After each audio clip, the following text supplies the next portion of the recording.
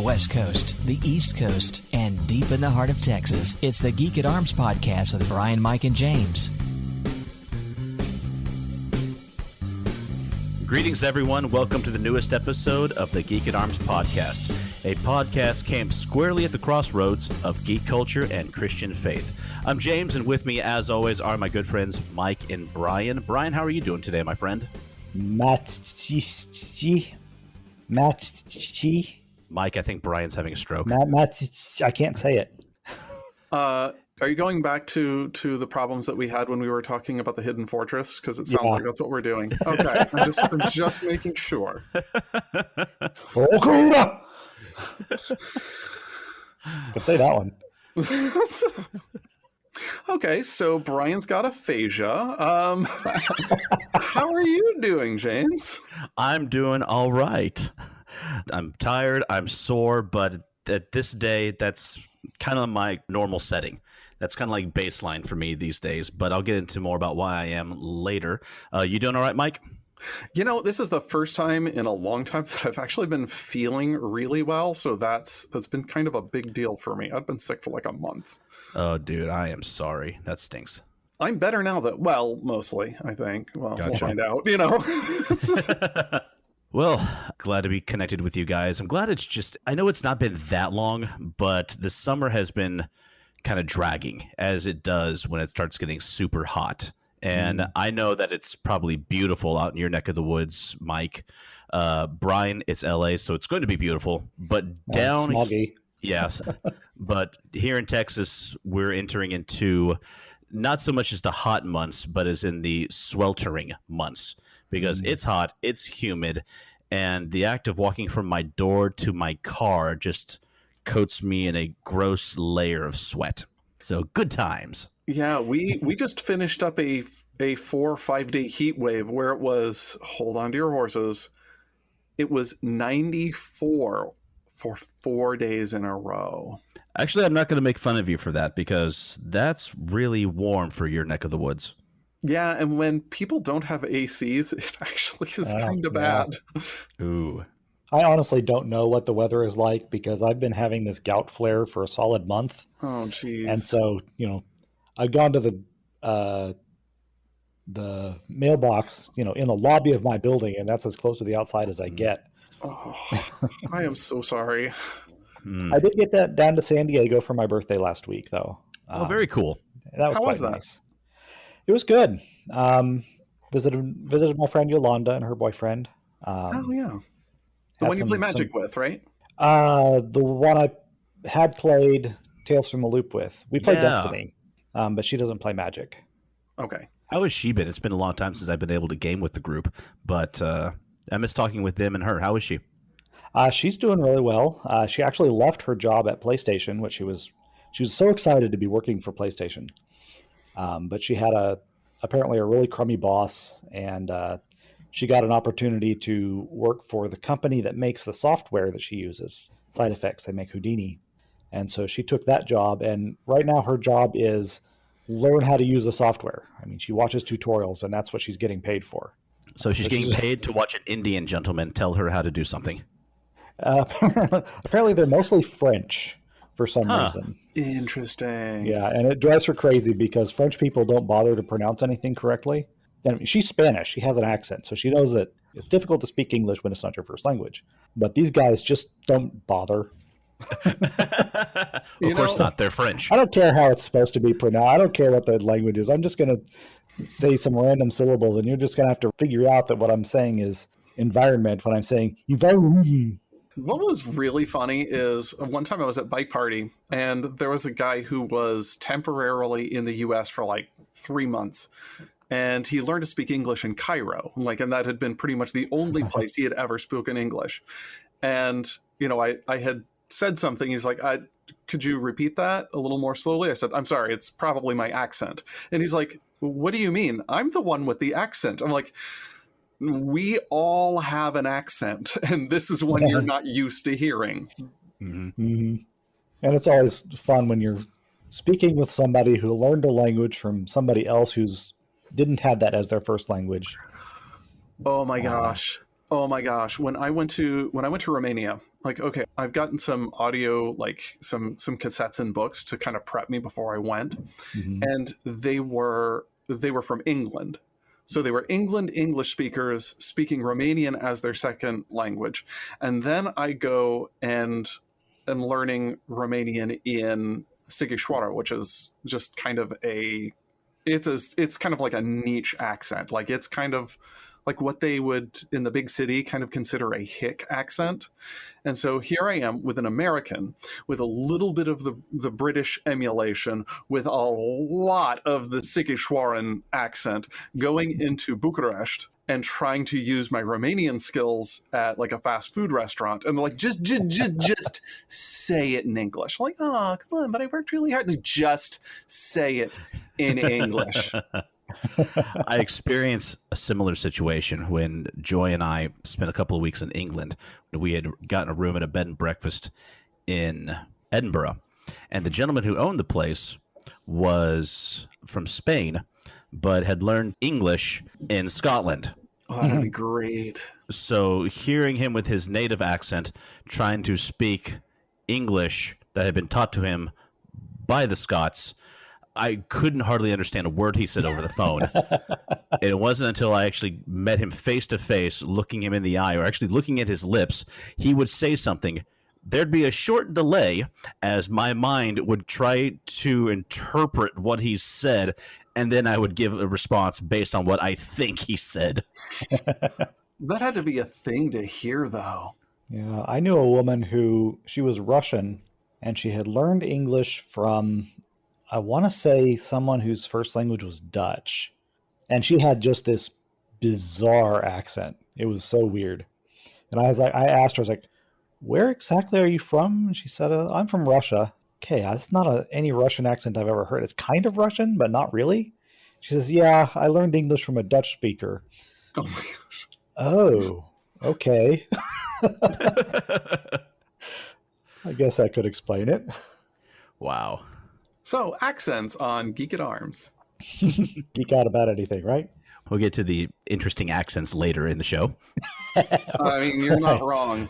But for right now, I say let's jump into Geek Out, and I'll go first this episode. So I found myself about a month or so ago looking for book recommendations. Both Joy and I were. Both of you had recommended the Innocent Mage series by Karen Miller. Did I? And we grabbed a copy of it because I know I did. We also happened to find a cheap copy of it at a half-price bookstore close to us. So $3 copy, recommended by Bryan, sold. We'll take it. It does seem to be a book that is in every used bookstore. Yeah. By the condition of the cover, it had been in a couple used bookstores. I kept on handling it gently for fear of tearing off the cover and then feeling guilty and buying someone a new copy. That joke's primarily for Bryan. Joy read them first, and I enjoyed them as well. It was an interesting world that the author had made, interesting magic system.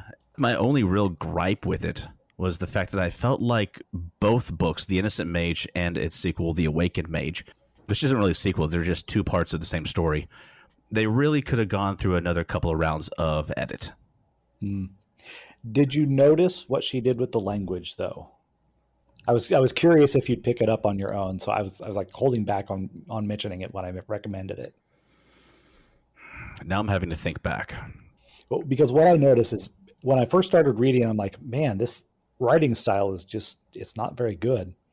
And as it went on, it got better and better. And what I realized was she was adapting her style to the character's internal state. As he got more educated, the prose became better. I did feel like when you first meet the main character, Asher, he's a country bumpkin. Mm-hmm. That's what he is. I know that we're getting the viewpoint from like inside his head, and a lot of what she wrote felt very colloquial. Mm-hmm. And then as he stayed in the city and became more educated, it became more modern and refined, just like himself. Yeah. When you notice it, it's subtle. It's very subtle. Yeah. I think I was maybe a third of the way through the second book before I realized that that's what she'd done. And then I had to go back and sample several chapters. And I'm like, oh my gosh, that's brilliant. And then it makes me feel embarrassed about criticizing Philip K. Dick for doing the same thing. But they were enjoyable. I tried reading the second series that takes place many years after. That focuses on the main hero, Asher, and his wife and their son. I've been able to get into it as much as the first ones. And I haven't tried any of our other stuff. I just read those two. And plus, I picked up a copy of the second Witcher book, Sword of Destiny. So I might switch over to that. Okay, so I'm going to wave a banner of ignorance here. Like, The Witcher started off as a video game, right? And then it became a TV show and novels? No, it started off as a novel. Oh, well. Or a series of novels. And then, I think it was CD Projekt Rec, I forget exactly who, they bought the rights to make it into a game back on like the Xbox 360.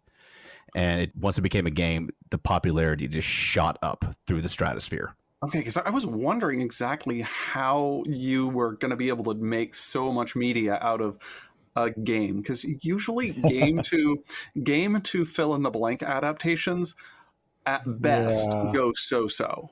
Mm-hmm. I mean, I don't know. I think I've heard that Castlevania is good. I've watched the first season, so I mean, maybe that's an exception. I mean, we've got like 3 main platform games. We've got I think 1 or 2 iOS games. The TV show coming out, that's just about to air its second season, hopefully soon. There's been talks about another game in the works. We'll see, but you can't deny its popularity. But it does make a lot more sense that it was a book first. Yes. But continuing with my geek out, speaking of video games, in a move which will surprise absolutely no one on this podcast, I picked up a copy of Mass Effect Legacy Edition. Are you into that? Oh, for any proof of that, just go back and listen to any of the past 40-some-odd episodes. I had, and I just thought that was like, okay, yeah, this is going to be Mass Effect. It's Mass Effect. I hadn't thought about Mass Effect in quite a while, and then I saw the trailer for the Legacy Edition and how they've upgraded the graphics. Everything is 4K now. They improved the score and so much more, and I'm like, I thought I was out. And I'm being pulled right back in. Yep. I thought about waiting until it went on sale, but I thought, I'm not playing anything else right now. Nah, let's just get it. So I was going through some boxes in the garage to make a long story even longer. And I came across my old PS2. And there were a lot of good games on that system. I came across my PS2, all my PlayStation games, and we were still in the process of trying to clear out all of the stuff that was in our garage from when the house got flooded. So I found all of that stuff. I found all my old Xbox 360 games, a couple of old Xbox games, and I thought, I've been holding on to these for forever. They've been sitting in a box out here. I'm done. So I went to the used video game store, Founded Electronics that I talked about a couple of times. Took it all to them and said, all right, here's all this. Will you take any of it? And they did. Pretty much all of it. How much for the box and the little girl? I said, let's talk about that Xbox Series X over there on the counter. And the PS5. That'll get you halfway just prove there. That this is a false story because nobody has one of those in stock. You're right. But I was able to get enough that I was able to get myself a copy of Mass Effect Legacy Edition, and I was able to pick up a copy of Luigi's Mansion 3 for the Switch for Joy. Oh, how is that? She's loving it. It's wonderful to watch her play. It's very entertaining. The kids love watching her play as well. So she's enjoying it, and it's fun for the family to watch as well. So it's a win. I mean, the concept behind that is mostly Mario Ghostbusters, right? Pretty much, except I've been seeing Mario once. Like, you know what? We should give Luigi his own game. What should we do? Going to save his brother in the Mushroom Kingdom? Something else original? So hear me out. We take Luigi and we drop him into Ghostbusters. And we put it in the Wacky Mansion from Disneyland. On paper, it sounds like I hate that, but... They make it work. So... Anyway, back to Mass Effect Legacy Edition. I've already gone through Mass Effect 1, and it's beautiful. It was already a good-looking game, but they've made it look so much better. And what I've appreciated is that they've also updated the score. It sounds beautiful. Like the few times I've played when no one's at home, I'll feed it through the soundbar, And wow, all the updates have been worth it. Plus, it's been so long that I do feel like it's a new gaming experience. They updated like the menu interface and more, so it's not a different experience every single game. They've made improvements across the board, and if you are a Mass Effect fan, consider trying it out. I mean, it's on PlayStation, it's on Xbox, I think it's for PC as well. So, I mean, for only $60, you get all 3 games, you get every DLC they released, and there's only like a few dozen of those. So, yeah, you're going to get a great experience. And I'll probably be talking about it in the next Geek Out as well. And moving on from that, I finally got around to finishing watching the current seasons of an animated series called Ruby. It was put out by Rooster Teeth Studios, the guys who do the Halo comical series Red vs. Blue. They created their own in-house fantasy anime-style CGI cartoon, and kind of taking elements from different fairy tales and like Brothers Grimm folklore from history and weaving this unique tale of monsters and hunters. And it's been a lot of fun. There's like 8 seasons of it out right now. You can watch most of them on Amazon Prime or Crunchyroll. And what I've really enjoyed is watching the animation get better every single season. It starts out pretty basic. Not bad, but by the time you get to season 8, it's very fluid and beautiful. I tried that one, and I got a few minutes into the first episode, and it wasn't grabbing me, and it's like the animation was kind of crummy. It's like, I know Grant Lowe talked about this on MinMax, and he said he really liked it, but I don't think it's for me. I tried like episode 1, and I was watching the animation, and I'm like, okay, I feel like I need to like this first to make it through the animation of the first episode. And I know it's like gets the better. first season of Babylon 5. Yeah. Yeah. If you can get past the first season. Okay, I'll start in season 2. Yeah. That might be a thing. Maybe 3. But anyway. Because in season 3, Riker grows his beard, and then Ruby becomes so much worth it. All the girls Right, grow their beards out. It's very nice. Get a silver beard, a black beard, a blonde beard, and a robot beard. But you'll find out about that later. That is an anime I want to watch. Robot beards. That's my favorite pirate. Coming soon from Funimation. Now I've got a picture in my head of the episode of Star Trek where Data had a beard. Do I not look distinguished when I stroke it thusly? I'm remembering a comic book in which there were like these underground pirates, and there was Blackbeard and Bluebeard and Brownbeard and No Beard. Oh, no. It's just a dude. His name was No Beard. Yeah. Can't even remember what comic that was. But speaking of lots of different colors of beards, I'm going to use that as a segue. We're past June as of the recording of this podcast. And now the SCA and fighter practices have finally resumed. We are back to having events. We're back to outdoor activities. We still have to wear face masks at the moment, but it's fine. We're actually able to start doing things again. We are active again, and I'm loving it. And so happy to be seeing people. I'm happy to be at fighter practice again, and I hurt so bad right now. I believe that. I'm living on a cloud of Advil and ice packs.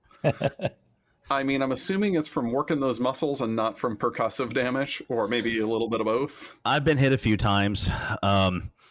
I'm having to pace myself because fighting is one thing. Wearing a face mask inside the mask, which is one of the safety stipulations, is not enjoyable. Yeah, and you add to that I am very, very sore and very out of practice. Especially we have gotten into the hot months of Texas, as we said before. You gotta pace yourself. Plus, my mind knows that I have not fought for, over a year and a half. My heart doesn't realize that at all. It wants to go back to fighting exactly how I used to a couple of years ago. And those two don't mesh. Yeah, that's how you can hurt yourself. Yes, that's why I'm being very conscious of what I'm doing. I'm fighting. I'm using a lot of awareness when I fight instead of just going into it, letting muscle memory take over. Because, well, frankly, at the moment, there is no muscle memory. And what is there is going to hurt me. Yeah. So it's going to take a while. I'm going to have to be patient, and I'm going to have to really start up my at-home practice again.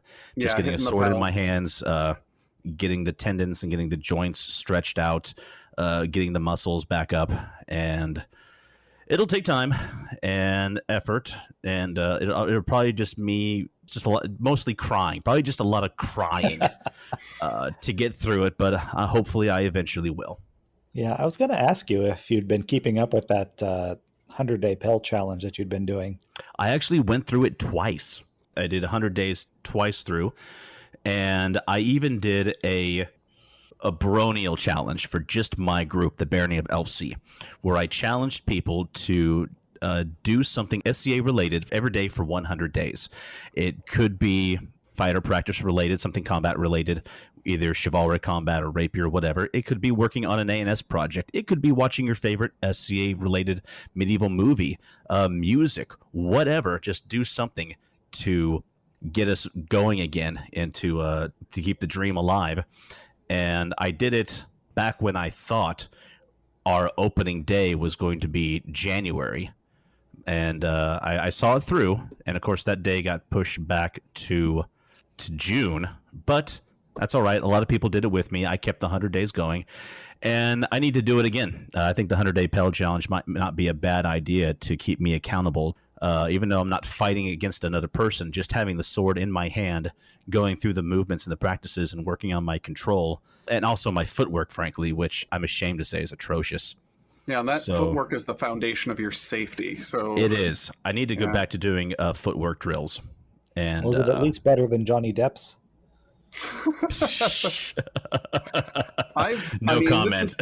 This is the thing, is that I've seen worse than Johnny Depp's. Like, I've seen somebody do something like, okay, we need to stop right here before you hurt yourself in a permanent fashion, because that is exactly what's going to happen. My footwork was slightly better than one person I was fighting with recently. He had his legs sideways and almost stepped over himself twice. Oh. And I saw his feet do it, and I held up. I was going in for an attack, and I pulled myself back because I thought, if I attack now, someone's getting hurt. Right. So it's like, okay, at least I'm not almost breaking both my ankles at the same time. Which I hope he doesn't, because I'm currently the baronial rapier marshal, and I really don't want to have to write up an injury report. Yep. Well, that's going to wrap it up for my Geek Out. Who would like to go next? I think I'm next. It's been a rough time for everybody lately. And to cope, I have been watching these sappy slice of life anime romances. And I don't know why I love them so much, but the girlier they are, the more they make me smile.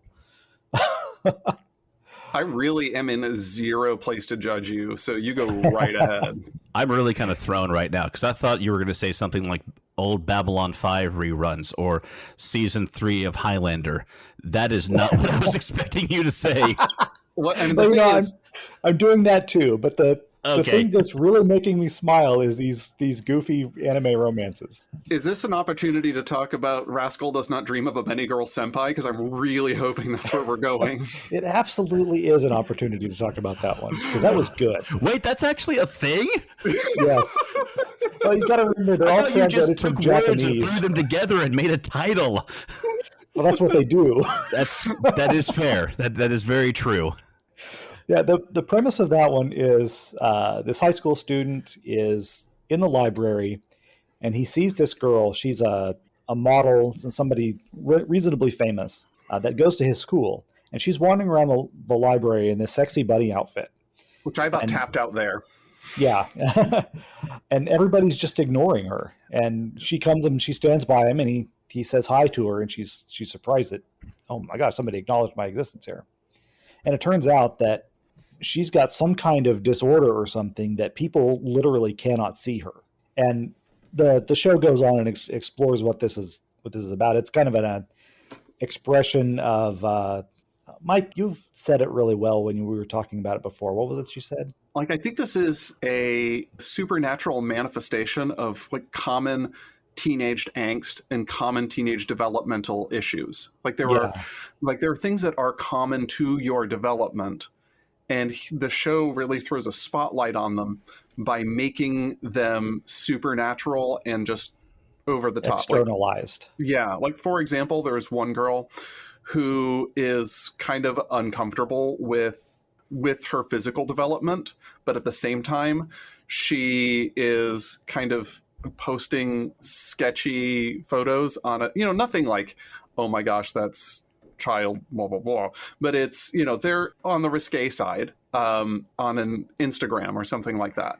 And she feels conflicted about it. Like, on one hand, she kind of hates herself for what she's doing. And at the same time, she also likes watching all of the like button get hit so many times. And so there's one part of her that wants to stop and another one that wants to just keep on going. And so the way that they externalize this is she splits into two. Like, there's one who can still hate herself and like say, I'm stopping this and I don't like this. And then the other one's like, no, I'm doing it. This is me and I'm doing it. And the two hate each other. And so the story arc is integrating her as a whole self. And they do this with 5 or 6 different teens. And it's just a fantastic concept for exploring teen issues. Yeah, and that's probably the most significant and cerebral of them that I've watched.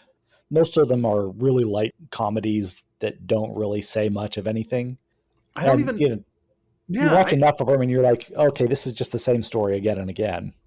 The formula is the same. I mean, the formula is absolutely the same. It's like there's a manifestation of this issue and they have to work this issue out. But it doesn't feel like you're burdened with something that's repetitive because, first, the writing is top notch.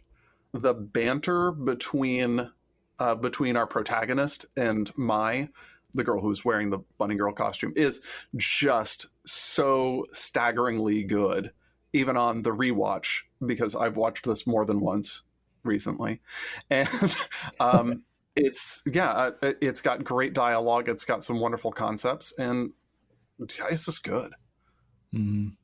And now you had also mentioned something that there's a movie, which I couldn't find any information about.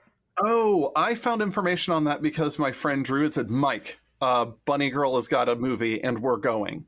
And Kaja looked at her schedule and said, somebody has to watch The Girls. And Drew had said, okay, I'm going with Mike on Wednesday and going with Kaja on Thursday.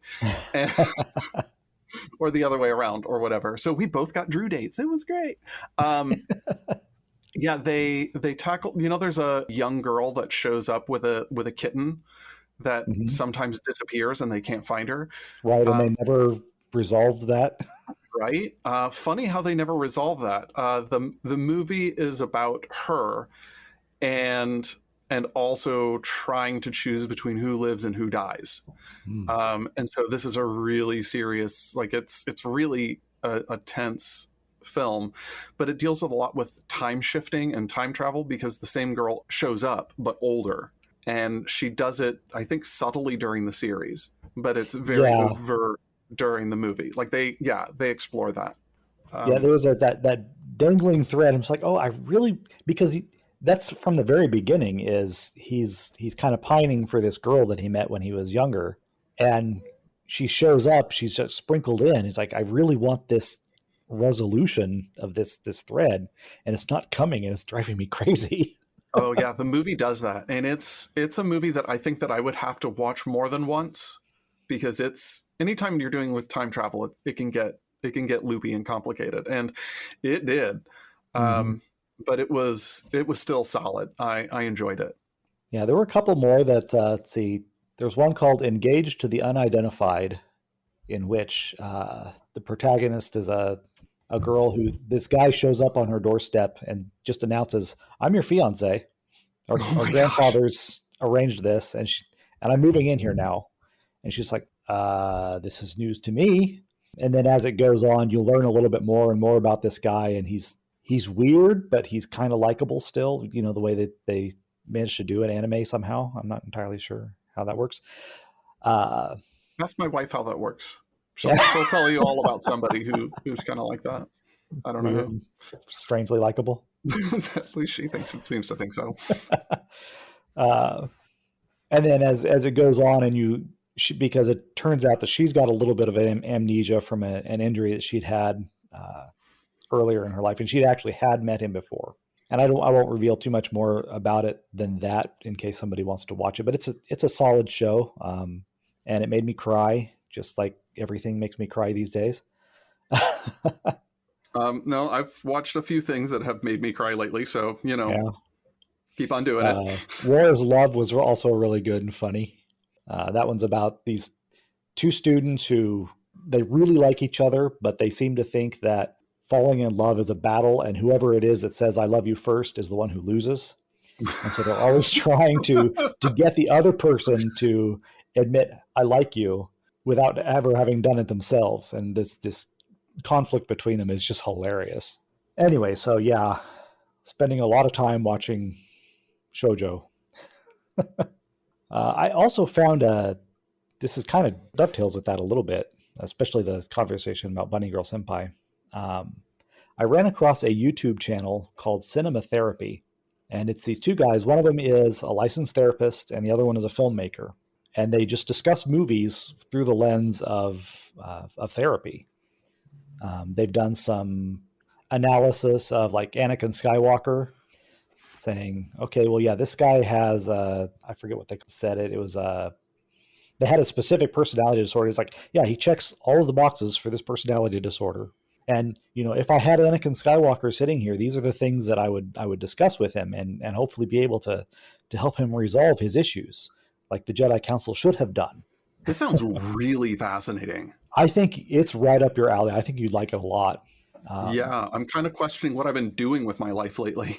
The episodes that they talk about Pixar movies are just fabulous, especially since Inside Out, since that one was kind of a therapy lesson to begin with. Right.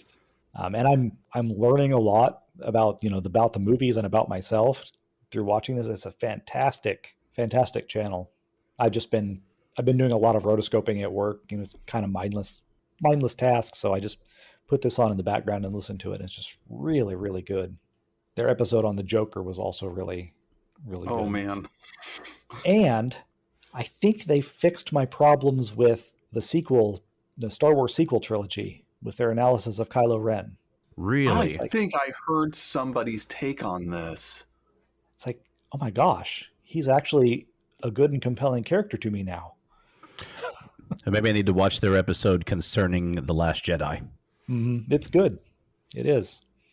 Maybe it won't so much help me get over it as help me explain better why I hate it. Well, if nothing else, you'll get some therapy out of it, right? Yeah. And for free, because it's on YouTube. Yeah. Guys, I watched their episode and I've got closure. Yeah. Now I hate it guilt-free. I think that I've come to the conclusion as to why anybody hates anything Star Wars, and it's because it wasn't the Star Wars that they loved when they were a kid. That's all it takes. That is all it takes. Did you ever hear that parody of Gotye? This is not the Star Wars that I used to know. Oh my gosh, I've heard that. Yes. So yeah, Cinema Therapy is a good channel. And I mentioned a couple episodes ago that I've been streaming on Twitch, and James was flabbergasted. Lately, I've been streaming XCOM 2, War of the Chosen, and I've also talked about XCOM recently on the show. XCOM 2 is confusing because it's actually like the 5th or 6th title in the series because they rebooted it. Okay, I was wondering how that was working. Yeah. And it's a Firaxis game, and Firaxis, when they release their expansions, have a tendency to vastly change the experience of playing the game. It's like, we don't just add new content, we add new rules. They do that every time they release an expansion for Civilization. It's like, the expansion for Civilization 6 practically makes it Civilization 7. And then they do another one, and that's Civilization 8, but it's still just expansions on Civ 6. They did the same thing with XCOM.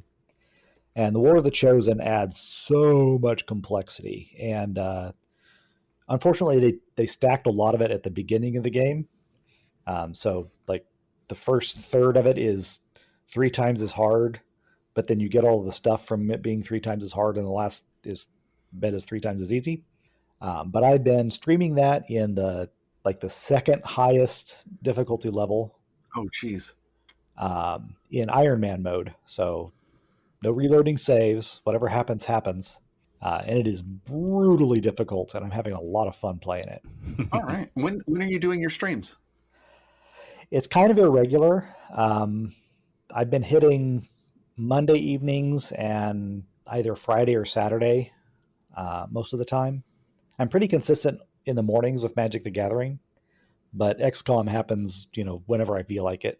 So it's rather irregular. Sounds like a way to do something you're enjoying. Yeah. And I've had a couple of good people come in and have conversations with me about it. There's a guy that does XCOM mods who's porting some of the bad guys from the first game into the second one. So he's been kind of fun to talk to. Wait, from the first game or the second first game? The third first game, I think. Third first game. Okay. So now XCOM we have Enemy Unknown into XCOM 2. Gosh, I can only imagine that it's XCOM, the fifth XCOM 2, released on the Xbox One. But right. Anyway. Yeah, it's bewildering. I'm wondering what they're going to do when they finally do release the third after their reboot, because it's going to be rebooting Terror from the Deep, which was the actual XCOM 2 from way back in the 90s. Why did they just shut up and make the game, guys? And then pretty soon we're going to have XCOM X and then XCOM X2, and it'll be like Mega Man. No, they're going to go with a different route than to continue to raising the numbers. It's going to be XCOM Reloaded. Right. XCOM with a vengeance. Yeah. XCOM, even XCOMier. Right. XCOM Electric Boogaloo. And then they're just going to take the numbers and start working backwards again, just because. Right. Well, then they got to have IXCOM and then VIIICOM. Yeah. When they get to XXXCOM, don't buy that one, Brian. It's like, oh, why are you This isn't what I thought it was going to be. Why are you guys using Mayan numbers now? Stop! Why? That's about all I have to say on my Geek Out. Well, what about you, Mike? Things have been kind of geek light lately. I've been just kind of recycling stuff just because I can't deal, and I haven't wanted to deal. So I wanted to take my geek out to make mention of the fact that we are in episode 42, which is officially our Hitchhikerversary. So if you've ever read or listened to The Hitchhiker's Guide to the Galaxy, you're familiar Don't panic. Yeah.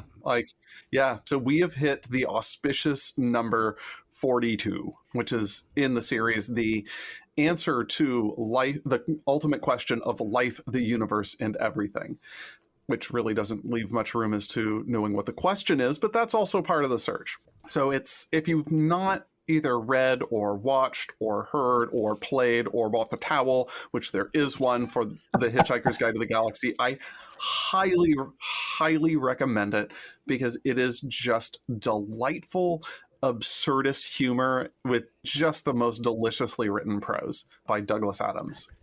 And that's going to be the name of this episode. Geek at Arms, episode 42. It's Magrathea!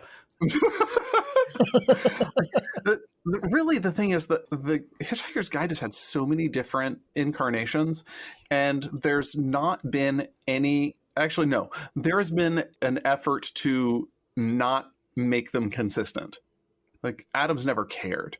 And I think it's really freeing when you're making a series when you just say, it doesn't matter. This is what we're doing. Mm-hmm. Continuity is for other people. Yeah. Right. Like have you ever listened to the radio series? I have listened to one episode. It wasn't the first episode. I've never had a chance to catch it.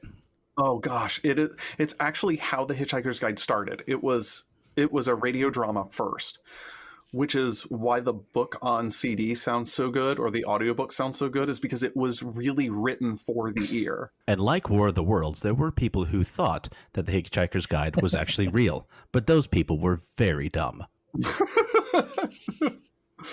But anyway, highly recommend. Get the audio drama. It's an easy listen. It's on It's on Audible, and then if you like it, go from there. Get the book. It's different than the radio drama and anything else. I even kind of liked the 2000-something movie. It had its moments. Yeah.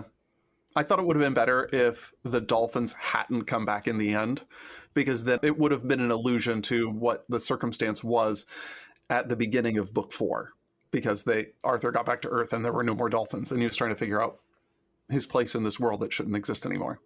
But anyway, so enough about that. I actually have a couple items for To the Future, if we could resurrect that segment. Oh, heck yeah. So those of you who have not tuned in recently, To the Future is a segment where we look ahead to some bits of media or things that have been announced or hinted at, but not yet released.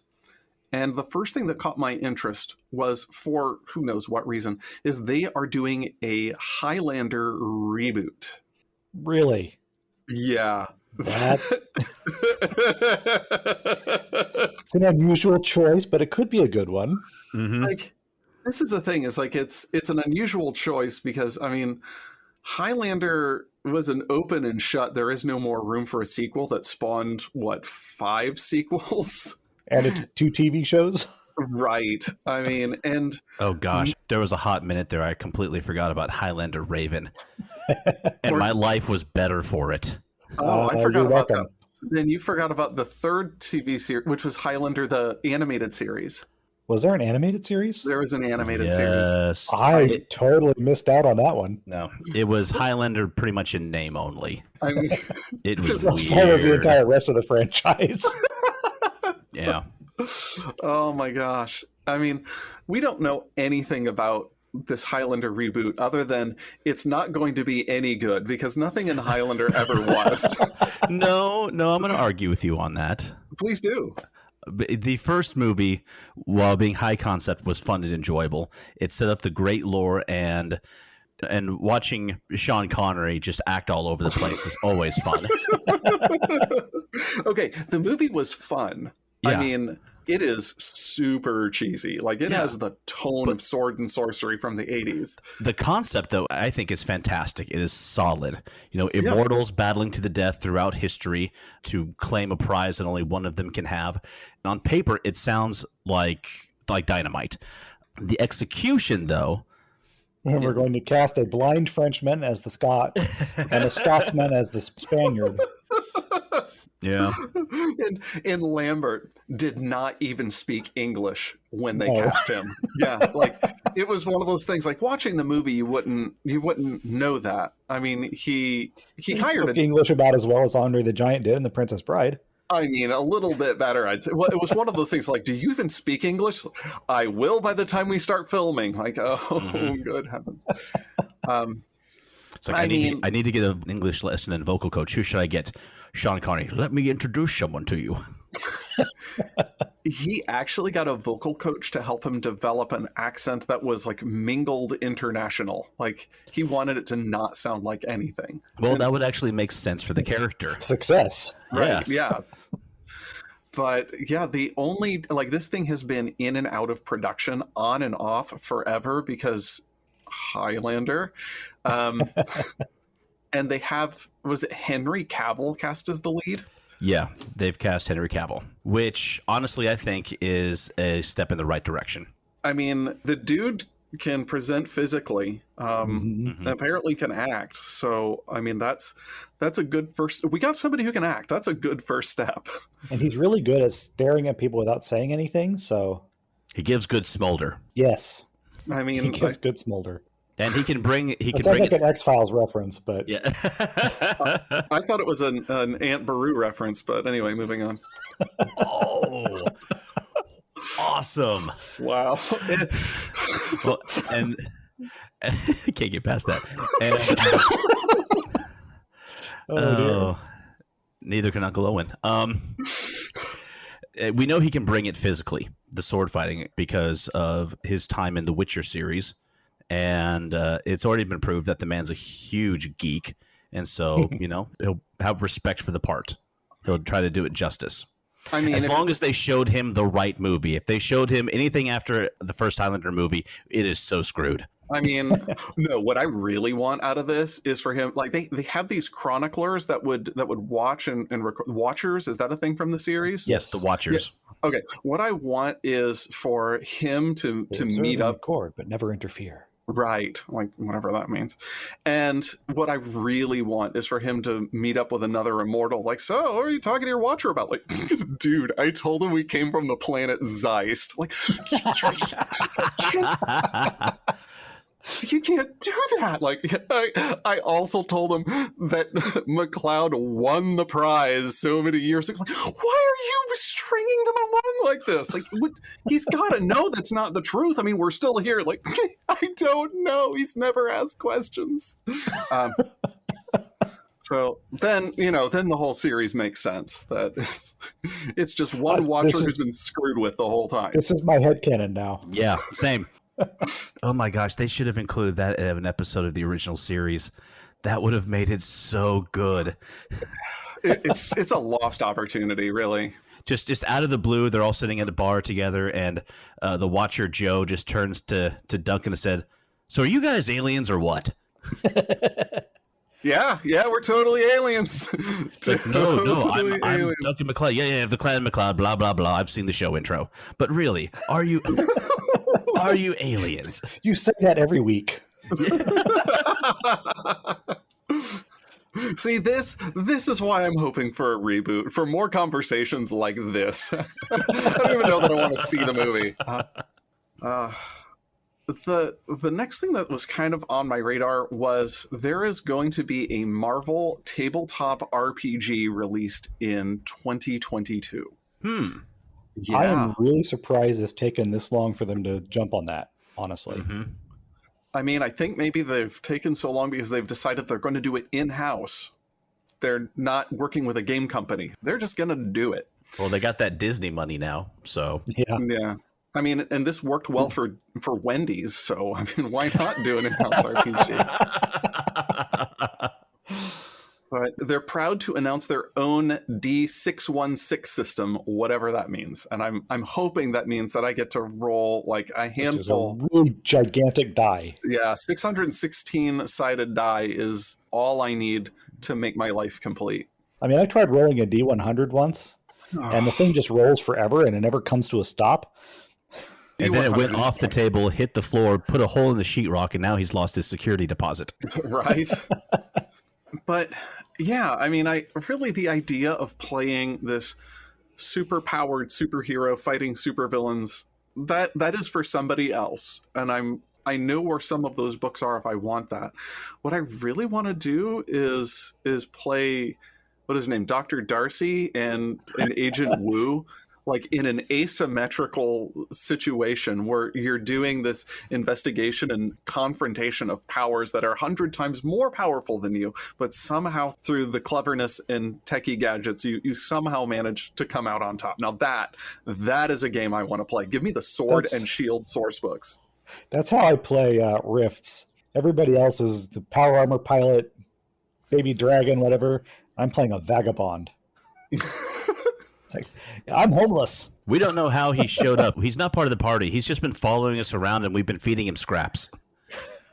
I could totally see Darcy really working with a housing challenged individual to get her intel on the street. I mean, I could see that happening.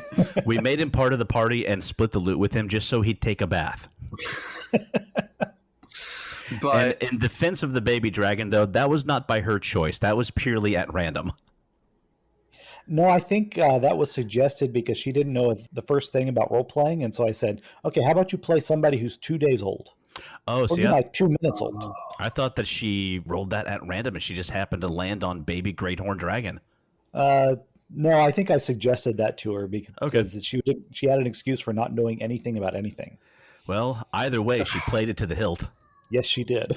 That sounds brilliant. How did that work in execution? Wonderfully. Yeah. We only played, I think, one session with her, though. James came in right after she hatched, and she pounced on him and licked his face. Yeah, my character thought he was about to die. I thought death was imminent. She licked my face, looked me in the eye, and goes, "Hi." I mean, that's how we met. It was the black hearts. Everything was a little weird there. Everything was a little weird back then. There's a lot more face licking going on than should have been for anyone. But moving on. It's really awkward when everybody's wearing those masks too. Yeah. Oh my gosh. You gotta like really work hard to lick somebody's face through a fencing mask. And that's why we have COVID now. Let me tell you, like there was one time my wife showed up when we were fencing at the park with my infant eldest daughter at the time. And like Kaja's, I mean, that's just not her scene. It's not her thing. So she'd not really been around the black hearts a lot. So I saw her, I ran up, I snatched the baby, and then ran back to the group that I was talking to. And just the look on people's faces. I stole the baby! Like, there was some anxiety, and then there was the question, Mike, please tell me you know that baby. Well, I was a little surprised by the inclusion of the To the Future segment, but I happened to have just, right before we recorded, I was scrolling through Twitter, and I saw that there was a trailer for The Outer Worlds 2. And I won't say anything other than you should watch the trailer for The Outer Worlds 2 because it is in keeping with the humorous style of the first Outer Worlds. And I think you'll both enjoy it. Okay, Outer Worlds. Oh, I was thinking The Outer Limits at first. Like, wait a minute, are you doing the TV show? The Outer Worlds video game, not to be confused with The Outer Wilds, which was released at almost the same time with almost the same title. No, The Outer Worlds, the first one was a lot of fun. Mm-hmm. It had that feeling of they've definitely got that Fallout feel to them, but set in a kind of, they feel much more whimsical. And it's like Fallout space opera. Yes, Fallout. It's a good way of putting it, and much more funny feeling, and with a bit of a Firefly mixed in, which pleased me to no end. Yeah, was this the one where they had rations at the factory, and the things that were going into the rations were like sawdust and surplus bolts? Yes. Not food. Why is everybody getting sick? Well, it's because you're serving them not food. You know that joke about how in every food bar there's 9 insect parts? You wish. Yeah, they say that, but what they never say is that it's somebody's job to put them there. Yeah. They say that in every my candy bar apologies is up to John Tynes and Greg Stolze because I stole that joke from Unknown Armies. That was one of my favorite parts of the book. But I was thinking, like, they say there can be up to 9 insect pieces in every candy bar. But you know what? Go ahead and put more. 10, 11, 15 insect parts. You treat yourself. I mean, cook it and it's just dietary protein, but no one wants to think about it. And then raise the price by 15%. Yeah. More of the crunchy goodness that you love. Okay, so yeah, Outer Worlds 2. Mm-hmm. Fun trailer. Yeah. Speaking of fun trailers, I wasn't expecting it To the Future as well, and I think I'd have quite a bit to be looking forward to, but the one that's coming out at the top of my list right now is later this year, I think in October, we're finally going to see the re-imaging of Frank Herbert's Dune. That's been on my radar a while. Yeah, and it has a fantastic trailer, which gave me a lot of hope for the quality of the movie. They've cast some fantastic people. Dave Bautista, Jason Momoa, Josh Brolin, Zendaya, who, as Mike and I were talking the other day, is fantastic. Mm-hmm. And I just got to have hope. At this point, I'm just going to be hopefully optimistic that this is going to be a phenomenal space opera. I'm afraid to hope. See, I don't. Yeah, I don't. Times, everyone. I don't want to hope that it will be good. I'm hoping to see an interesting perspective for something that almost always goes wrong. I mean, it's what is it going to look like this time, and what parts of the book do they highlight, and what do they cut out? What do they skip over? I mean, I'm in for the experience, but not with a whole lot of high hopes. Mm-hmm. Because, I mean, really, the book itself is problematic. I mean, yeah. Like, if you do it faithfully, you're going to do it wrong. Yeah. I mean, do you know what? I'm going to go over that book probably on another podcast at some point. Nothing solid, but I'll talk about that more later. But this movie's been pushed back quite a few times because of COVID, well, and like everything else. But October has always felt so far away. But I mean, it's coming up a lot more quickly than I thought. So Yeah. we'll be able to check it out and give a review on this podcast at a later date. I'm looking forward to it. Don't get me wrong. Yeah, me too. So was that all of it for To the Future? I think Looks that's like it. all of it. Yeah. Speaking of new segments, I have a pop quiz. Yay! I'm killing it with the segues today. Well, I'm being marginally acceptable with the segues today. Moving on. Didn't know you had a segue. It's great the first day you drive it around, and then you get the looks people give you, and you decide, I'm not Paul Blart. I'm getting off this. So we talked in an earlier episode when discussing WandaVision, just how little Paul Bettany's The Vision was used in the Marvel movies, especially considering how incredible his portrayal of that character is. That got me thinking about other characters in the MCU who suffered from the same. So my pop quiz question for the two of you is, who do you think are your most underutilized characters in the MCU? They were fantastic and they deserve much more screen time. Oh, that's easy. Shuri. Yeah. Didn't I just say Darcy? It's interesting that we're all going female because for me, my top one and my close follow-up is Rene Russo's Frigga from the Thor movies. Oh, yeah. I had forgotten. I mean, I thought she was fantastic in Thor and Thor the Dark World. And then she shows up in the last Infinity War movie and just delightful. She's just wonderful. I have to wonder if any of her lines were improv because as she's saying goodbye to her son, she's, goodbye, I love you, eat a salad. I don't know. If I'm going with maybe above Darcy, I would probably take, and I'm blanking on the character's name. She's the one who founded S.H.I.E.L.D. back in the 40s. Oh, Carter. Agent Carter. I want Agents of S.H.I.E.L.D. The Carter Chronicles. Well, that's the show. they had that. Yeah, Wait, they had they the did? Agent What? Carter. She had an Agent Carter Yeah. show. Yeah, Agent Carter from 2015 to 2016. It got like 2 seasons. Well, I know what I'm watching now. Yeah, that was such a tough sell, I'm sure, for them.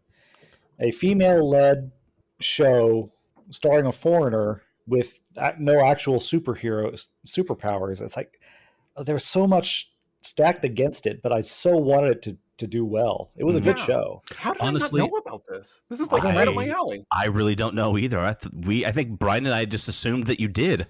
Well, you know what? Wish granted. Yeah, right? Jeez. Wow, we gotta be careful with these segments. They're dangerous. And it also had what's the actor's name? Jarvis. Really? Yeah. Gosh. James Darcy as Edward Jarvis.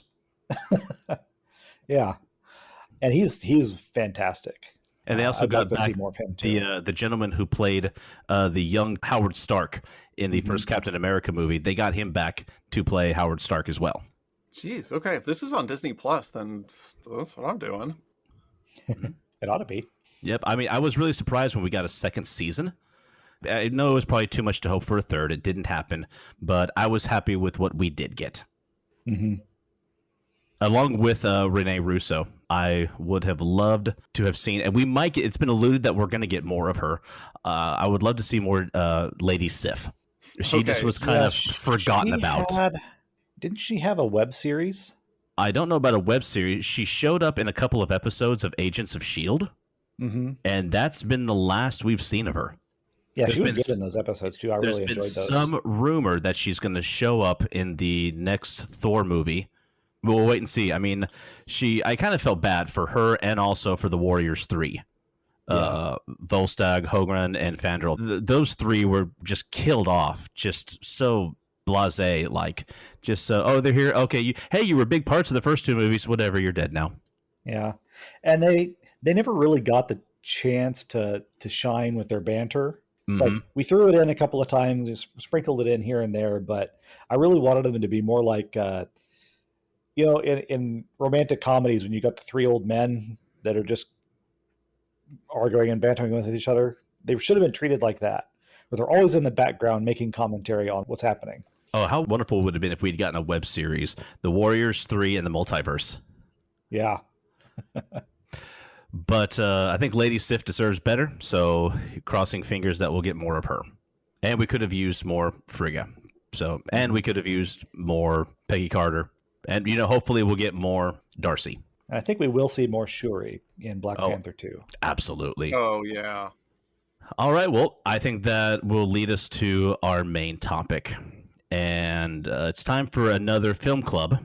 And when we were discussing what we were wanting to study next, we kept on bringing up animated movies again. And we're like, well, we already did an animated movie film club, and what should we do next? Then we remembered we're the ones deciding what we do. If we want to do another animated film club, we can. So this is the Animated Film Club, the sequel. Like, aren't you concerned that our sponsors and our subscribers are going to pull their fund? Oh, wait. Well, I'm a little bit worried about the podcast cops.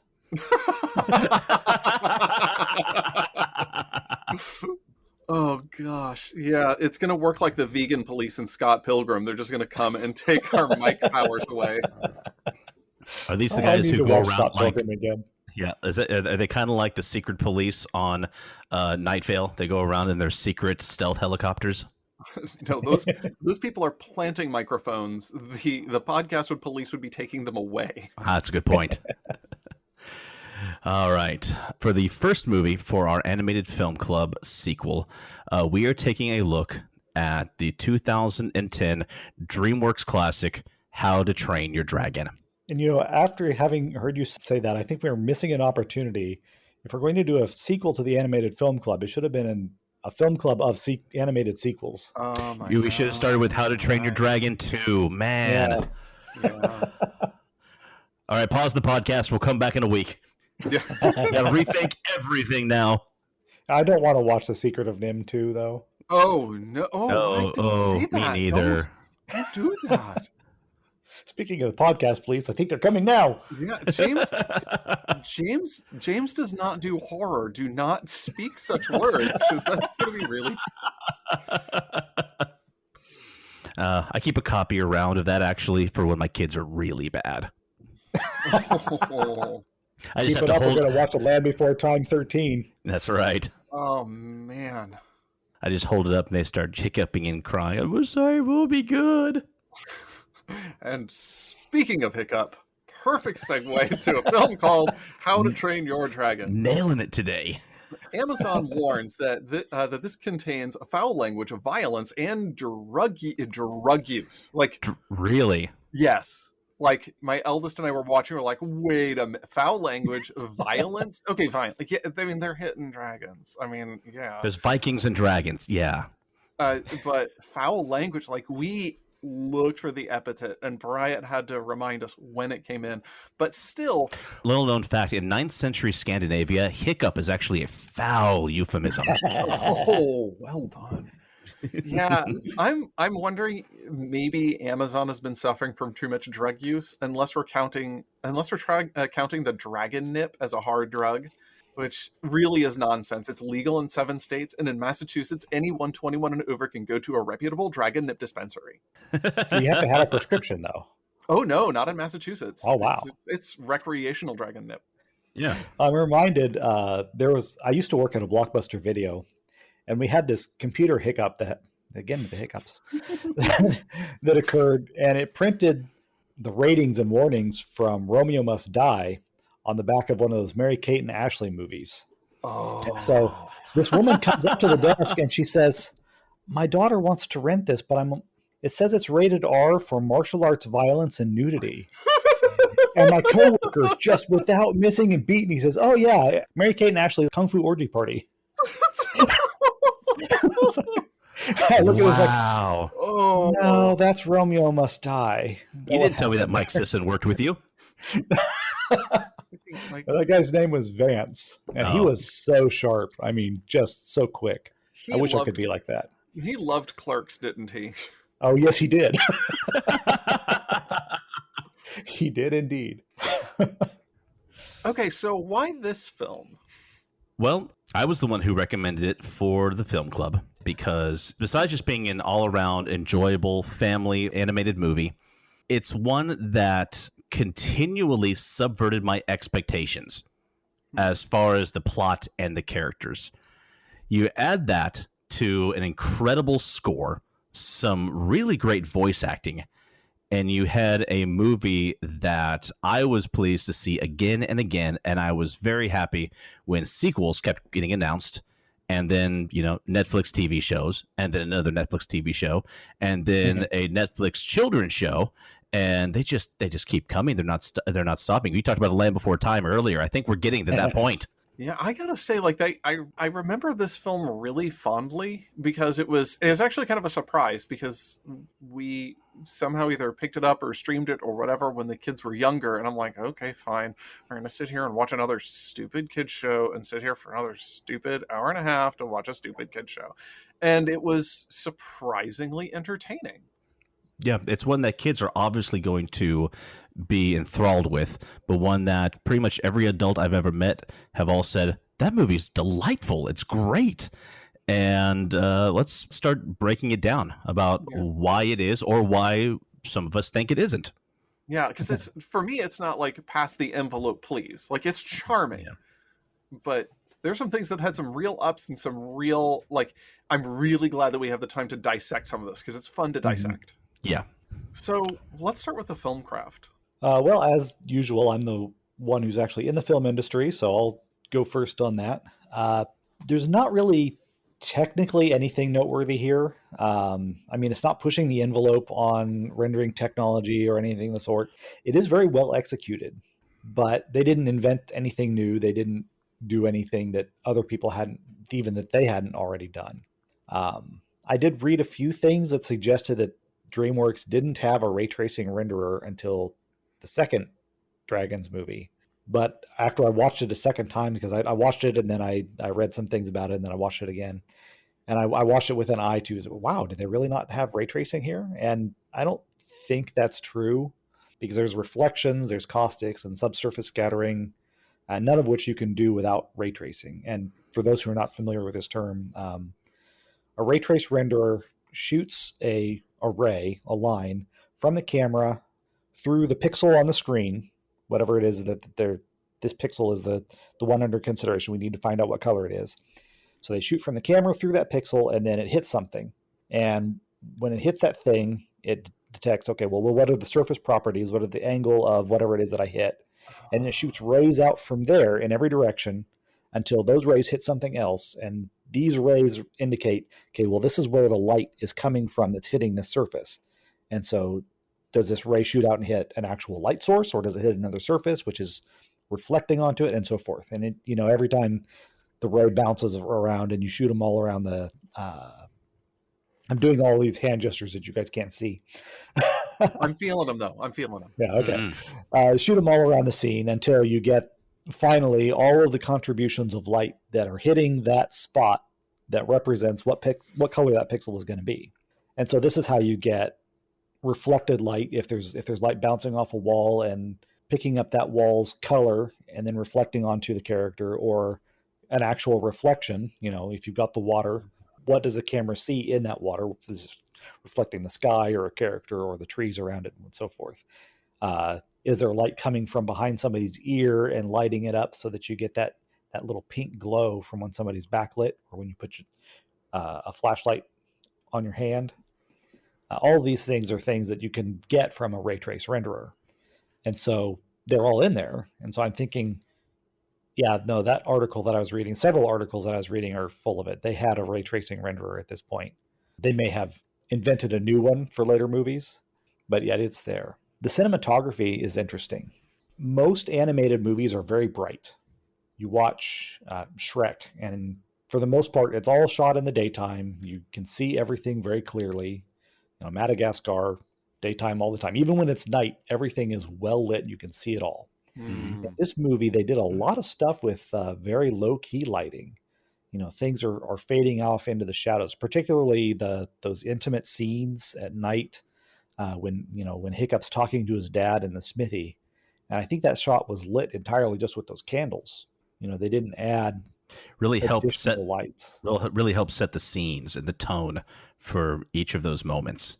Mm-hmm. And you're thinking about the modeler who's like built all of this stuff. I mean, there's drawings and there's tools in here, and there's the furniture and everything, and all of that is almost invisible. It's there. You can kind of see it if you're looking hard, but it's not obvious because, you know, they kept the light low and it kept the attention on the characters Mm-hmm. and on their emotions. So I think that it's not something that very many animated movies do. Actually, we've talked about another one that did that fairly well, The Secret of Nim. Yes. Played with light and darkness quite a lot. And I think it showed that they had a good cinematographer, and I forget the guy's name. He was in one of the interviews that I watched, but he was involved very early on helping to set the look of the movie. I have just learned so much just now. That's what I'm here for. That's why I listen to this podcast. Was it Gil Zimmerman? That sounds right. In any case, it's very beautifully shot, and especially those intimate, very personal scenes. Mm-hmm. While I don't know that there was anything particularly groundbreaking or noteworthy, I thought it was worth talking a little bit about the character design. I mean, because there's some things that are pretty common in computer animated films, but we've never previously discussed a computer animated film. And overall, the feel of the show is really cartoony with overly caricatured designs and bodily proportions. Mm-hmm. And it's a pretty common technique when we need to keep characters out of the uncanny valley. Mm-hmm. And it's one that DreamWorks uses pretty often. You look at characters like Lord Farquaad from Shrek, and you see that we're going to exaggerate their proportions so that nobody expects him to look like an actual person. Yeah, I mean, you go too far the opposite direction, and you wind up in what was it? Final Fantasy. Is it the Hidden Spirits or the Spirits Within? The Spirits Within. Yeah. Yeah, I remember that differently because I was in Romania, and it was Final Fantasy Spiritatele Ascunse, and I cannot remember it any other way. Now, there was a movie that advanced some technology with all that hair. That was beautiful. Oh, man, like there's so much that came out of that film, but a plot was not one of them. Yeah. Beautiful Well, it had scenery. as much plot as any Final Fantasy game. True. Beautiful animation, fantastic effects, dead-eyed characters, and but I will say, like, I will defend that film as the perfect choice if you are stranded in Bucharest and you cannot get out of the town, and you have got one English language film to choose from with Romanian subtitles. That is something I do not regret. That's yeah. That's a heck of a tangent. Okay, so yeah, Well, I was going to say that's a heck of a review. yeah. it is the most positive review they ever got of that film. And now for the second movie for our animated film club series, we'll be looking at Final Fantasy. What was the rest of it, Mike? Ascunse. Yes. And we'll be watching the version that Mike did, so we can all share in the experience with the subtitles and all. All right. So are we talking about character design? We're talking about character design. So, they really gave some special attention to Hiccup, though, as he is the, like, massive air quotes most human looking of the humans, followed only closely by the love interest Astrid. And I'm assuming that they did that to make those two characters more emotionally grounding, like we identify with them because they look more like us. But the dragons were like on the way other end of the scale. They are very generally very cartoony with absurd, almost toy-like designs. Well, of course, because keep in mind that makes great merchandising, for which they made a ton of for this movie. I can only imagine. I looked a little bit into, like, can I buy toys for the first? Oh, there are so many toys. Oh, yeah. I think at one point, my daughter got taken to Build-A-Bear, and she got a toothless dragon. Oh, jeez. Now, that's another thing with Toothless wasn't a very cartoony looking dragon. Like, he didn't look absurd like some of the other ones did, but it looked like they took a lot of references from cats and other animals when they're trying to animate Toothless's movements and postures, but probably also to trigger those same emotional ties that we have with our pets, so that we will, like, emotionally transfer onto Toothless. So think I see what they were going for there. And especially with his eyes. Like, his eyes were very emotive. And they didn't quite anthropomorphize him, but they did make it easy to see what he was, kind of what his general mood was. Oh, yeah. And it was always very easy to tell. And so the audience can understand what he's feeling and what he's going through. And that made it easy to sympathize with him. And sympathize with our sympathetic character sympathizing with him. So. Yes. Yes. I think I follow that.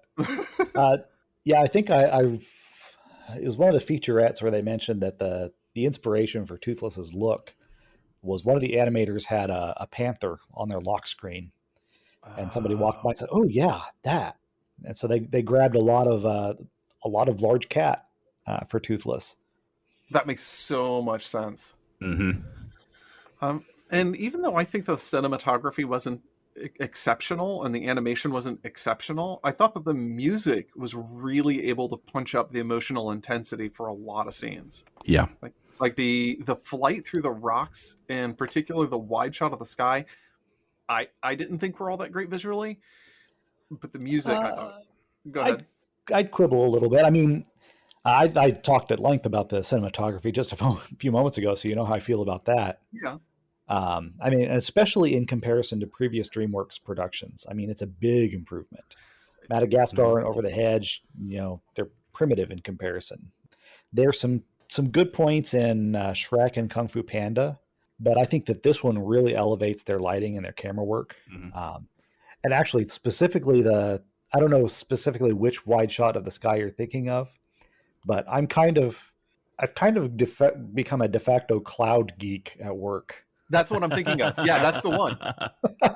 Because at some point I did some really nice clouds, and so ever since then it's like, okay, we need to do clouds for the shot. Give it to Bryan. And I have never done it quite so well as I did it that first time, and it kills me. But it got to the point where for Christmas one year, my boss gave me a book on clouds. It was like kind of a gag gift. But I was looking at this, I was like, oh, wow, look, they got this, the scattering through the backside of the cloud just right. It's like, that looks beautiful. So I'm looking at it from a real technical standpoint. And I don't know, like, compositionally, it might not have been the most exciting thing, but for the cloud geek, it was awesome. Now when he watches movies, Mike, he's like, that cumulonimbus looks like crap. Sometimes. That is a movie Oh my gosh! Now that is a movie commentary I would sit and listen to. Yep. Just listen to me talking about all the clouds in the movie. I mean, so just block out the foreground. We're gonna just look at the sky. I mean, that sounds like the best way to watch Transformers the movie from 1986. But I digress.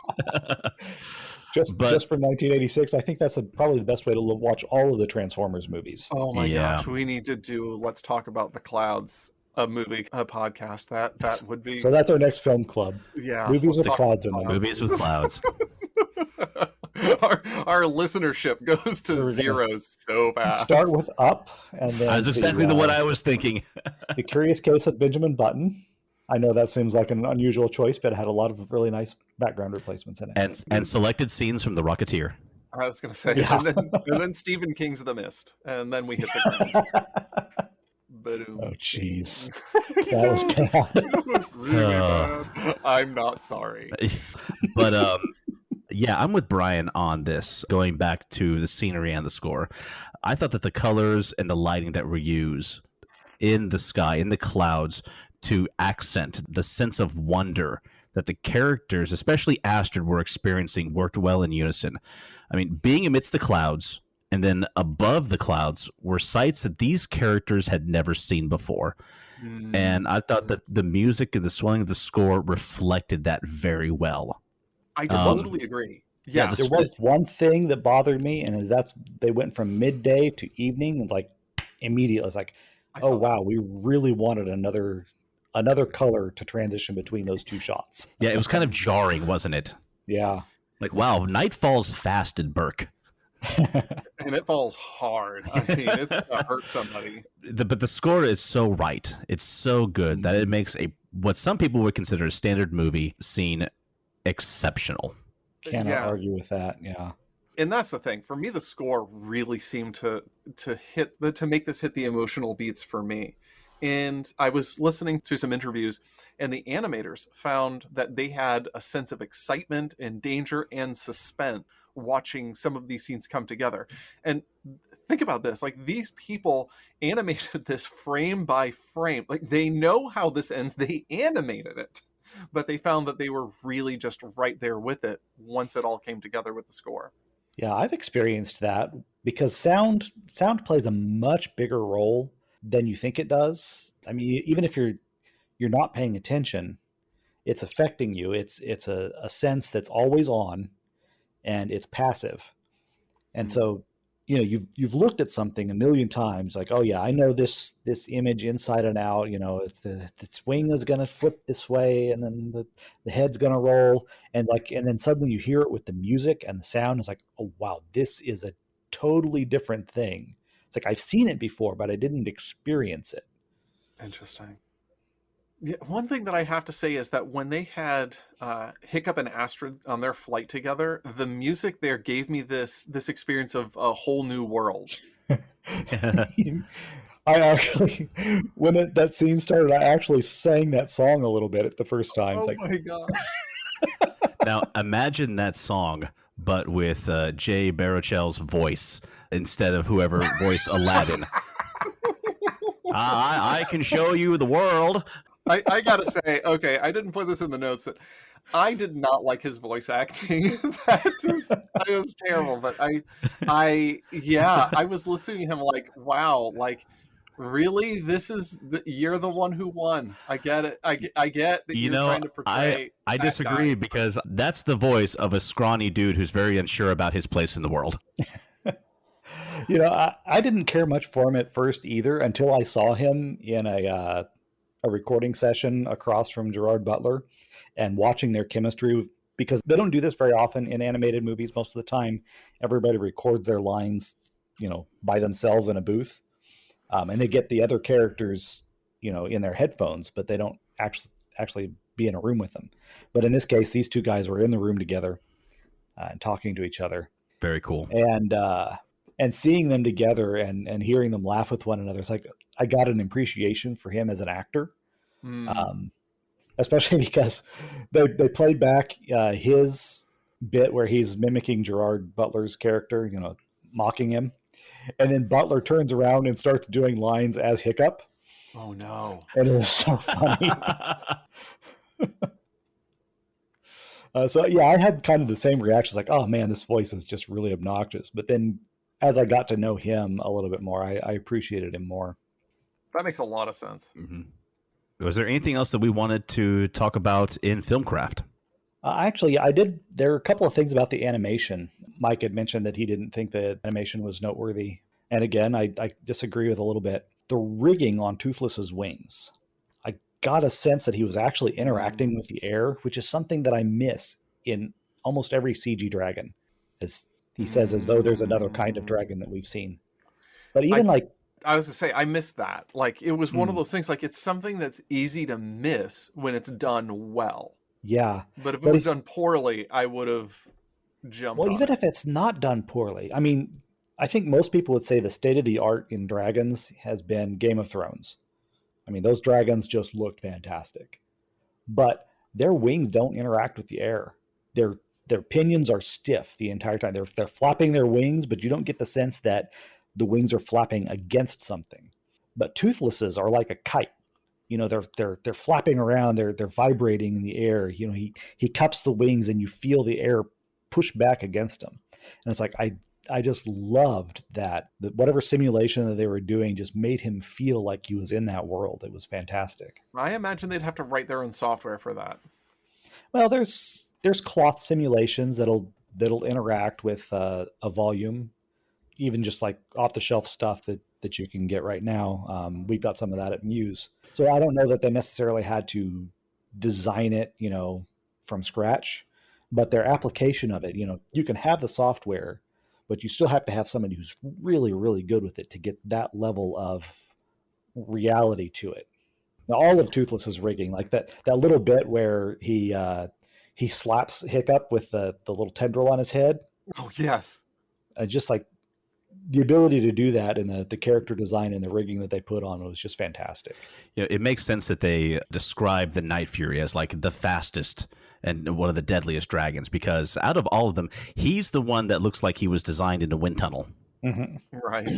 Well, he, like Hiccup, gets a level of reality to him that the other dragons don't, because they don't need it. Yeah. They're not central characters. They're not somebody that we need to connect to emotionally. So Hiccup's the human that looks the most human, and Toothless is the dragon that looks most like a dragon, although there aren't dragons, but you know what I mean. So yeah, that was what I had to say about animation.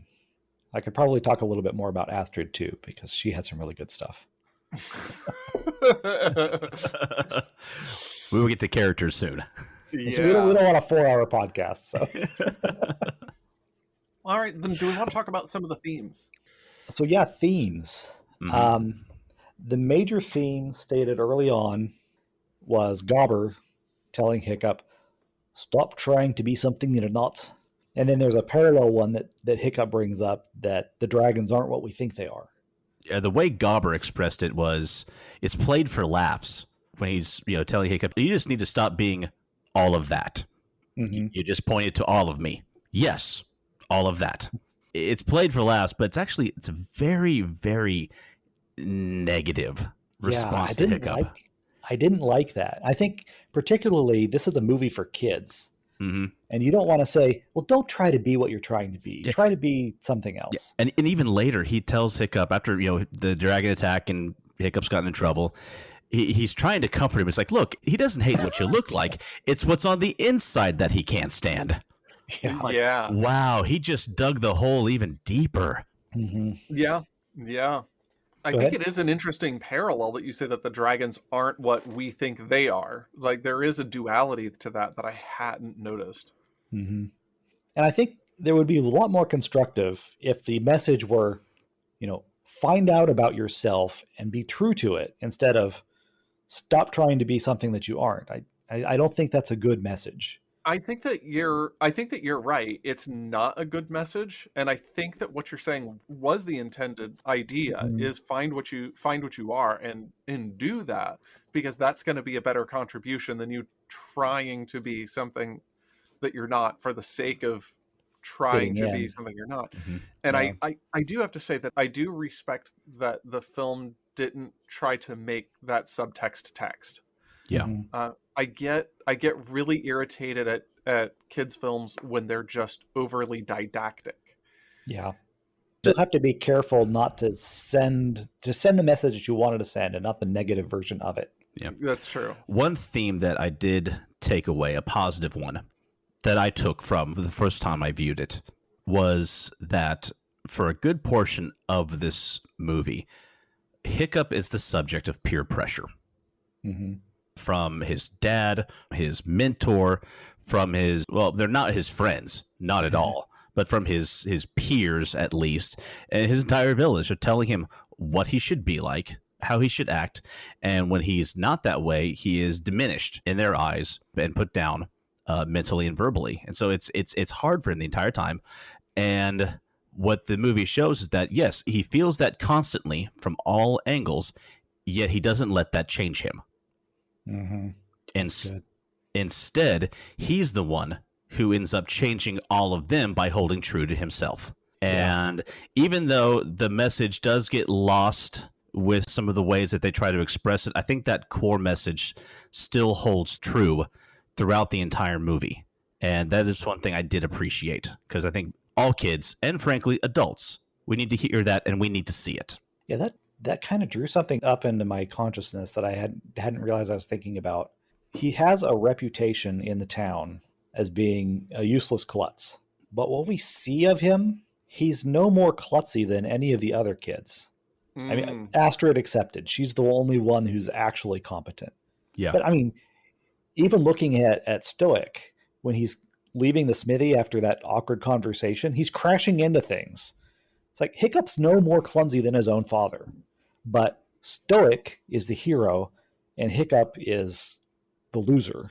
I don't know where I was going with that. He's the but it just came to my disappointing brain. son of the hero. There was a lot of expectation put on him, and because he didn't meet other people's expectations, well, he needs to have a conversation with Miles Morales, apparently. Yeah. I mean, it is kind of interesting that this whole village is, in more than one sense, getting it wrong. I mean, I think we should talk a little bit about the book / training manual. And first of all, like, well, one thing, I apologize for one last thing I wanted to say about how he is viewed is that when it gets to the point where Stoic, he's taken all his men to one last mission to find the dragon's nest, and he tells people, like, who wants to come with me on this crazy mission? No one raised their hands. He's like, all right, whoever stays behind can help look after Hiccup. Suddenly everybody wants to come. Yeah. And when they do get back, and he's despondent, he's depressed because they didn't find it. It was a horrible mission. You can see whole chunks are missing out of everyone's ships. And everyone's like, Stoic, we're so proud. We're so happy. That's right. It's a whole new day. Out with the old, in with the new. We won't be missing that klutz. It doesn't dawn on Stoic that his son could have changed. He just looks at Gobbler like, he's gone? Like, he either ran away or he's dead. That's the first place his mind went. Mm-hmm. Man, that's harsh. I'm going to have more to say about that dude later. Yeah, I think we all will. Yeah. But I think it's interesting that the entire village is getting it wrong. I mean, and nothing is more complete in that when they have this revered central tome of all knowledge and wisdom of dragons. And everything in it is just, I shouldn't say everything in it, but all but the most perfunctory, broad scope descriptions is wrong. That's interesting because it's accurate and wrong at the same time. Yeah. Right. So, I mean, I got to thinking about this book as, I mean, it's a cool story factor anyway. I mean, because the idea of having this revered, well-kept tome of knowledge and wisdom, like, who's compiling this anyway? It doesn't matter. But it does kind of gravitate like, oh man, this is so delicious. To have a tome that is ancient wisdom, and this wound up being a hang up for my eldest child, and I just kind of looked at her. It's like, yeah, like the Vikings didn't commit works to writing pre-Christian, and it was only after Christianization they started writing, and I'm like, oh, hold on, horns on helmets, that gets a pass. Vikings with Scottish accents, weird weapons. Who knows what kind of location, and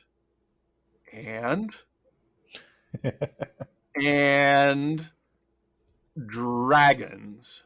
And it's literacy that takes you out of the film. I cannot help you.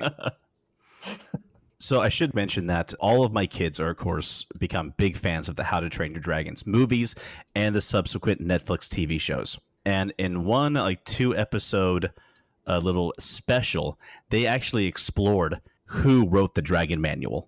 Oh no! Oh yeah. And it was played for comedy, but I believe that the Viking's name was Professor Yobbish, and he lives alone now in a cave on the Isle of Doom. And according to this wiki I found, he is the author of Looking After Your Killer Whale and the book Sharks and Other Great Pets. Oh my gosh! Okay, this makes so much sense. And he is currently writing a book about butterflies. He is stepping away to spend his remaining years with the rest of his 3 fingers. Yes, his remaining. Spend some quality time with them. Now, actually, I was wondering about that because I think the Elder Futhark date from 2nd or 3rd century. Mm-hmm. Or was she referring to specifically the codex that they didn't have, or writing in general? I think that, I mean, she was being a little bit broad. I think it's because she had a particular interest in their mythology, and she knew their mythology didn't come into codices until after Christianization, which I wasn't going to parse that with her because I thought that there was a bigger laugh.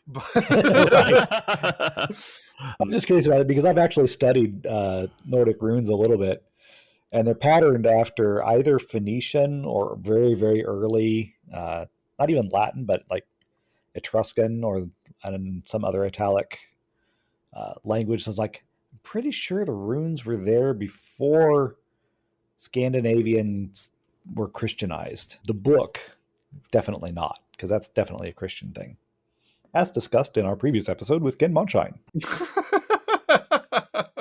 Did that actually make it into the episode? I don't remember. Oh my gosh, I don't remember. I know we had that conversation with him. I'm pretty sure. Yes, actually, it did. Anyway, that's beside the point. We should have him back on to talk about dragon books. Anyway, no. World-renowned expert on time and medieval fencing or Renaissance fencing, and we're going to talk about dragons. Like, Ken, if you had to sword fight a dragon, what would you do? Because I'm coming up with nothing. Fiore, you think? I mean, I think that I would take the Nike self-defense and run as far as I could. I don't think there's dragons in Greek mythology, are there? That's a fantastic question. Yeah, hydras. Guess they're kind of dragon-like. Are we off topic? I mean, it's hard to tell when we're on topic. Let's be real. I think that we're about ready to talk about characters. I believe so. Yes, let's take a look at the characters. And of course, let's start off with our hero, Hiccup. Does anybody else want to talk about him? Because I feel like I've been talking a lot. He's portrayed as the antagonist. I'm sorry, he's not. He's not the antagonist. He's the antagonist to everybody else in the village. Oh my gosh. He is. He is viewed that way. Although he's the protagonist, Hiccup doesn't change very much. He grows to become self-confident and decisive throughout the film, and his skills grow, and he makes discoveries about dragons. But at his core, he's the same well-meaning goof that we met at the beginning of the film, minus a foot. Let's come back to the foot later, because I think there's some interesting things going on with that. Mm-hmm. Yeah, I found that an interesting inversion too, because usually a story, especially, in the Hollywood formula, a movie is about a guy with a problem and he changes over the course of the film and he comes out better. But in this case, Hiccup is the same at the end as he was at the beginning. It's everybody else that he changes. I found that a really fascinating. And you mentioned that earlier, that it subverted your expectations. Yeah. I found it extremely, extremely satisfying that's how it went. Like, it's not that it's not that he stayed the same. Like, he kind of became even more so. Because, it's always like, okay, you've always got these crazy ideas. And so it's like, okay, well, my crazy idea isn't enough. I'm going to just amp that up to, I don't know, not snag a dragon, but rebuild it a prosthetic tail fin. And I'm going to find out about the existence of dragon nib. And I'm going to, he just keeps going down that rabbit hole, and it's glorious. Yeah, and it's the positive version of that theme we said earlier. It's like what Gobber says, don't try to be like everybody else, or don't try to be something you're not. What he is enhancing himself, his own core personality. Well, They talk about how inquisitive he is, and it's hinted at. Like, his dad talks about, he's just different. When I would take him fishing, he'd go looking for trolls. Oh, that bothered me so much. Because, he's, 15 at this point? Something and like his dad that, hasn't had much to do with him for a while. So when he's talking about this fishing trip that he took him on, he was probably 10 or something. He's a kid. Yeah. And if he wants to go looking for trolls as a kid instead of focusing on the serious task of fishing, because I can only imagine it's a society on an island. His dad was probably trying to teach him this important life skill, but he's a kid. He's having fun. And you're getting down on him for that. It's like, But he explains why he was doing so, because he talked about his own dad. Mm-hmm. And you see the differences in the characters. He talked about how my dad told me to hit a rock with my head, and I did it. I didn't understand why, but I did it. And it taught me what a Viking can do. And so even though he's trying to explain to Gobber why his son is so different, we're actually getting a window into his own upbringing and what formed him and formed his opinions and his outlook on the world, and how it's so drastically different than Hiccup's, and why he can't relate to his son at all. Mm-hmm. I'm only wondering what could have happened if he had Hilda as a friend. But anyway. This is turning into an excellent mashup. Hilda and How to Train Your Dragon and Spider-Verse. I'm down for this movie. Into the Dragonverse. Anyway. I also kind of want to come back to this foot because I think it's a solid story move too. Not only giving him a parallel between Hiccup and Toothless, but also introducing a way of saying that there are costs to dangerous conflicts. Yeah, even if you win, it might hurt you. Yeah. And I like it so much better than the movie trope, which they kind of did a little bit of we're going to make you think he's dead. And yeah, it was softballed here, but I hate it because it is such lazy writing. Because if the only way that you can get me to care about a character and to feel something about that character is to make me think that you killed them, then I'm sorry, you're an awful writer. Like, if you have no other tools in your toolbook, I'm sorry, you should just quit. Go do something else, because that's, like, there are so many other things you could do.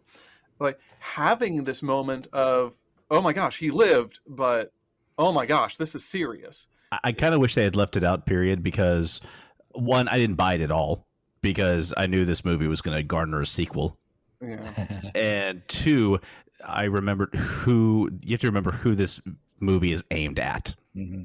And so, I mean, this movie isn't the 1986 Transformers. They're not going to kill the main character. That took guts, and it was dumb. I mean, yes, did not know what exactly. they were doing. But I mean, the kids' movies do this all the time. Like, I see, especially the poorly written ones, with the main character is dead or stepped on or whatever, and like, heck, even Finding Nemo did it. And I think that there are so many other ways you can get people to care about a character. Patrick Rothfuss wrote a really super intense, dramatic scene about threatening Kvoth's library card. Yeah. I mean, Mm-hmm. I don't think that moment was intended to make the audience think that Hiccup had died. I think the point of it was stoic, because it gives him that moment of kneeling beside the dragon and saying, again, echoing something earlier in the show, I did this. This is my fault. This is why I need to change. Okay. Because without that moment of, I think my son is dead, it doesn't drive the lesson that he's learned into his soul like it needed to happen.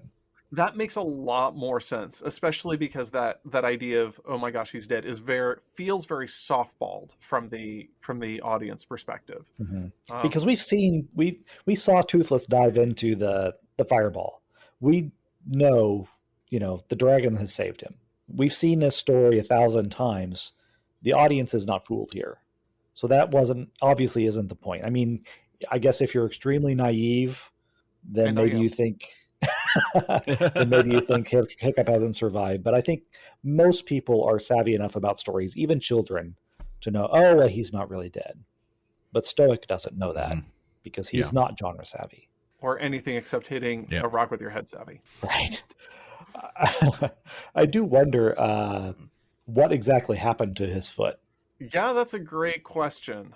I think I have an idea, but it's kind of hard on Toothless. So he was in a bar at Mos Eisley. He met an old man trying to find passage, and well, the scene pretty much writes itself. Well, a lot happened when he fell into that fireball. My goodness. I assumed it was in the landing.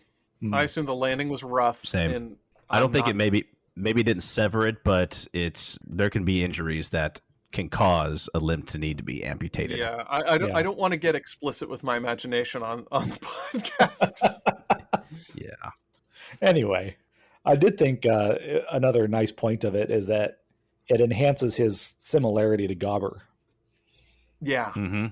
And I know he's a little further down on the list, but do we want to just kind of go ahead and talk about Gobber now? Hiccup's actual dad? Yes, him. Yeah. Yeah, because he is the person that Hiccup's actually being raised by. Yeah. He's the person he's learning skills from. He's the one who's defending him from bullies and is constantly advocating for him. And it's interesting how much more Hiccup has in common with Gobber than with his dad, Stoic. Mm-hmm. He's a craftsman, he's a metal worker, and has a very analytical mind. And you look at Gobber, you don't think analytical when you look at Gobber, but he's still a metal worker. He shows himself to be someone who is capable, because this is a guy who's missing a hand and missing a foot. And yet I think he uses like a grand total of 3 or 4 different arm prosthetics. I think there were more than that. I think there was something like 8. Yeah, I mean, see, Somebody he saw him put counted him them an up. axe, a hand, a fork. He has a tankard attached the to one of tankard. them. Yes, and many more. And like Gobber, Hiccup is also prone to losing limbs. Yeah. Yeah. Well, and I think Gobber's character design is kind of brilliant because he's goofy looking, he's broad shouldered, and he's got the Scottish accent like all of them do. He's a bit sloppy looking. Yeah, but he's actually really sharp. I mean, when he's talking to Stoic and questioning the plan, he's got enough social agility to realize, now this isn't me saying this, but some of the men might be wondering what the plan is, or even if there is a plan. And like Hiccup, he's smarter than he looks. Yeah, There's exactly. more to him than people think there is. With Stoic, you get what you get for Right. the most part. It's all right there. And you 7 get a foot lot of 2. it. He's called Stoic the Vast for many reasons. Although he really isn't very stoic. No. The only time the name really comes up, though, is in the second movie, and where we meet a character who I won't, for the 3 people out there who maybe haven't seen it, That would be including me. you, Brian. I mean, This one character does look at him and go, "Oh, stop being so stoic." So let's just head to Stoic. All right. Well, we're that talking sounds like about a him good already. idea. I think that the primary conflict was framed as that father-son relationship, which is weird since he's absent for like a full 30 minutes of the movie.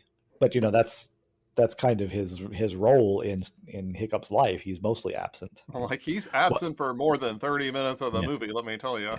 I think that he had, even though he may be absent in a lot of Hiccup's life, I think it's, he may be absent from his life, but he's still there. He's still a presence because he's head of the clan or the tribe or whatever they are. And so I think for at least plot reasons, for Hiccup to really grow, his dad needed to be gone. Yeah. Yeah, otherwise he'd be completely, just like in that conversation that they tried to have. Hiccup's opinion, his ideas are completely suppressed by Stoic's force of personality. Yeah. And Hiccup realized what's going on. He says more than once, Dad, this conversation is feeling very one-sided. And I mentioned earlier the Stoic bothers me on a lot of levels. Because even when he's coming around to Hiccup's point of view, he still only says, "Son, I'm proud of you," when he's sitting there on a freaking dragon about to save the day. I mean, his only valuing his son for his accomplishments. Right. I mean, I think it's even worse than that. It's because his accomplishments are seen as useful to him. Like, he was aware that his son had a way with dragons quite a bit ago. Yeah. But that was not, like, the fact that he even learned things that could go into the tome, which could be useful in suppressing dragons. That's not even a thing that's useful or seen as valuable. It's only once it benefits him. And it, to me, it looks like a Rudolph the Red-Nosed Reindeer trope. They don't like him because he's different. But once that weirdness benefits them, then it transforms into acceptance. And that's a really shallow kind of acceptance. Yeah, ouch. So there's been a lot of times I've tried to put myself kind of in Stoic's shoes, think about why he is the way he is. And no one would ever accuse him for the vast majority of this movie or any part of this movie of being a good father. He said, "I have no son." Yeah. Although he did, when he said, "I have no son," when he walked out, you could tell that there was sorrow in his heart. You could tell it was breaking his heart. His face killed me because he comes out and he realizes, I just said something I don't mean, and I've really hurt my son. And I can't take that back. And he takes another step forward. He didn't turn around and say, "I'm sorry, I didn't mean that." He committed to it. It just killed me. It got me thinking, like, this is supposed to be a man in power. I'm not saying this to excuse him, not in any way, shape, or form. Right. But it got me thinking, there's ever been a president who was ever actually a good father while they were in office. And Here, he's not just leading his people; he's leading them in a fight to survive on a daily basis against a foe which comes at them every single night, and every night brings a new species of foe, and so much that someone had to write a book about it. Okay.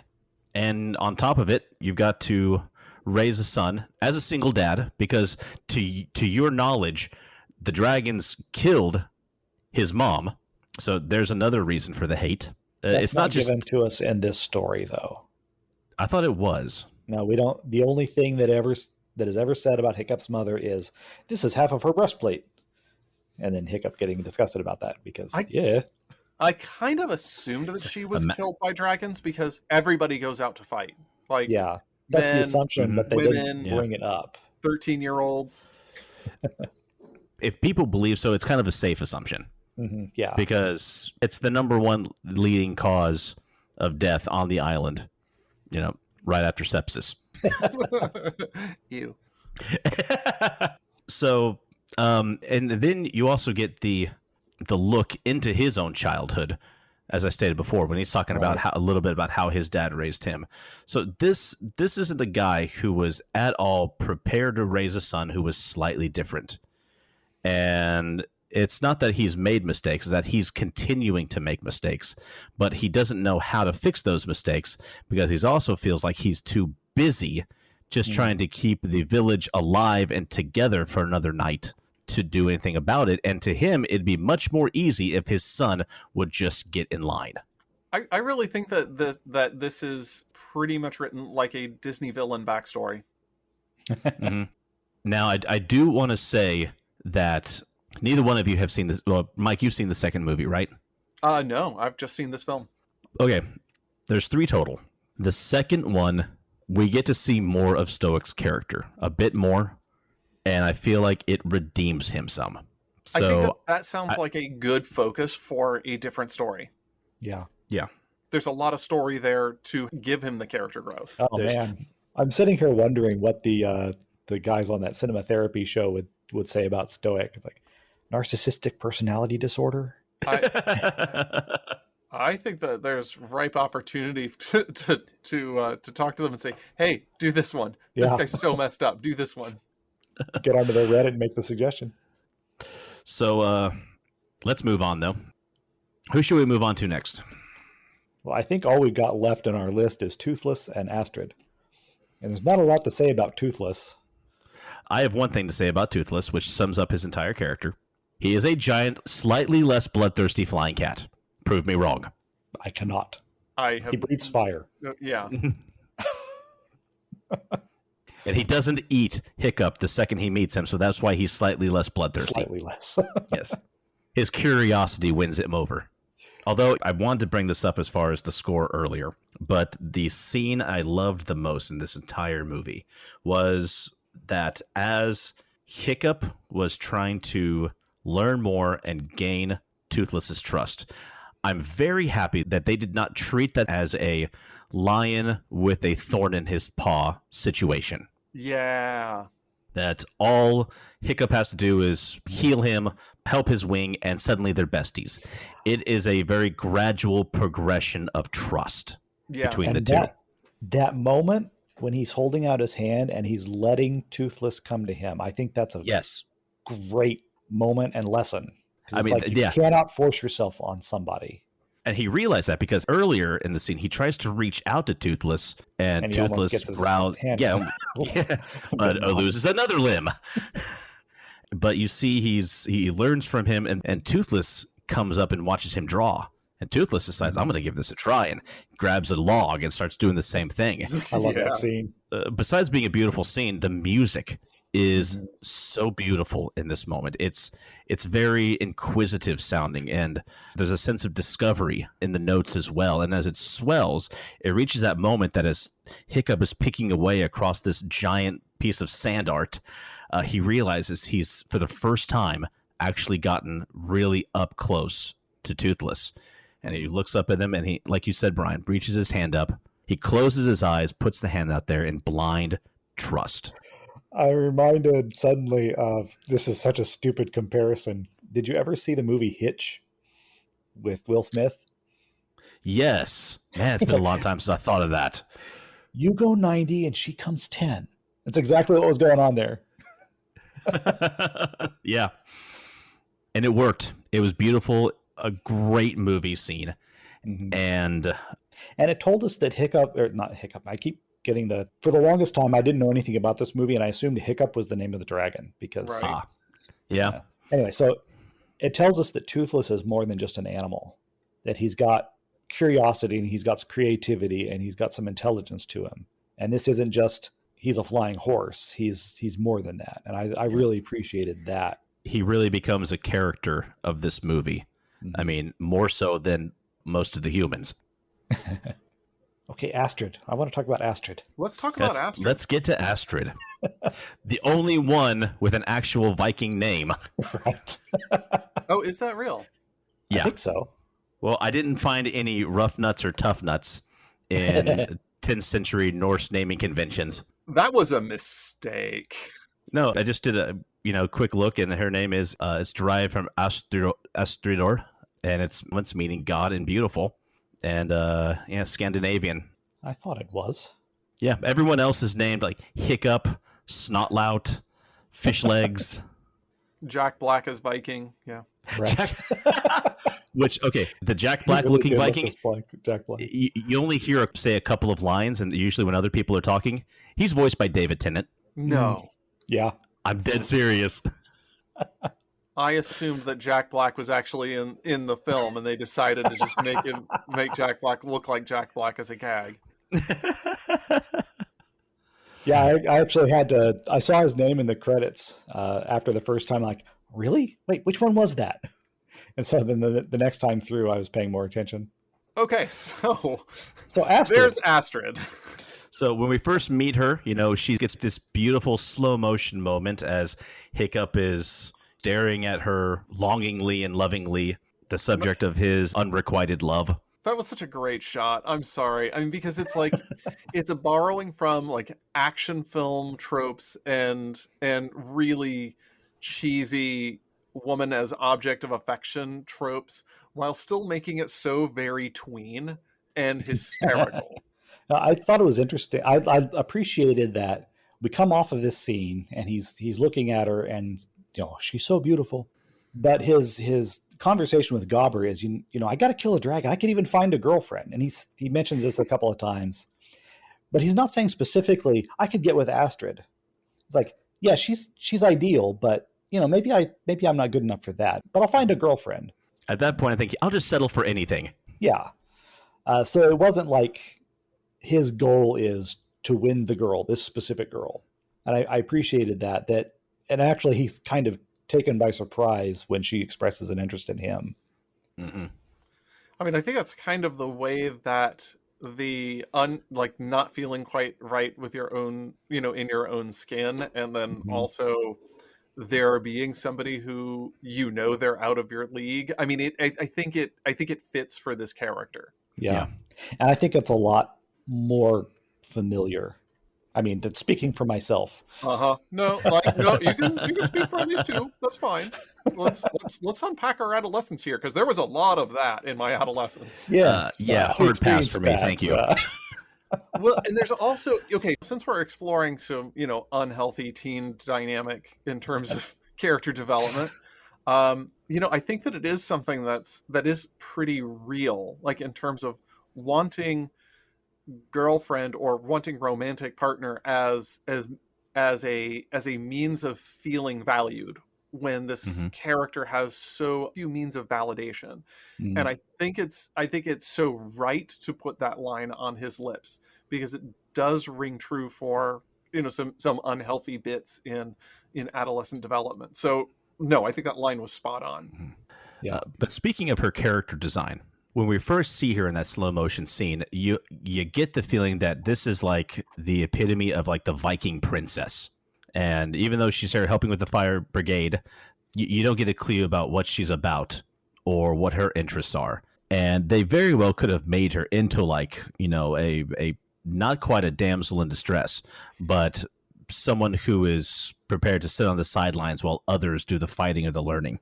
But And instead, she's the Vikiest of the Vikings. She is the one that goes into this ready to fight. She's the most capable warrior out of all of them.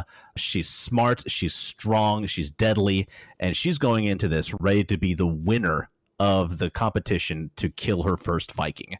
And she takes this deadly serious. She tells us this in many moments throughout the movie. Wait, back up. Hold on. She's killing dragons, not Vikings. Did I say killing Vikings? Yes, you did. Whoops.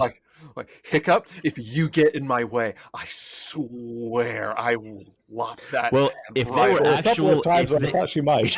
I mean, well, if this were even the slightest more period correct, she'd have sliced his head off at the first practice.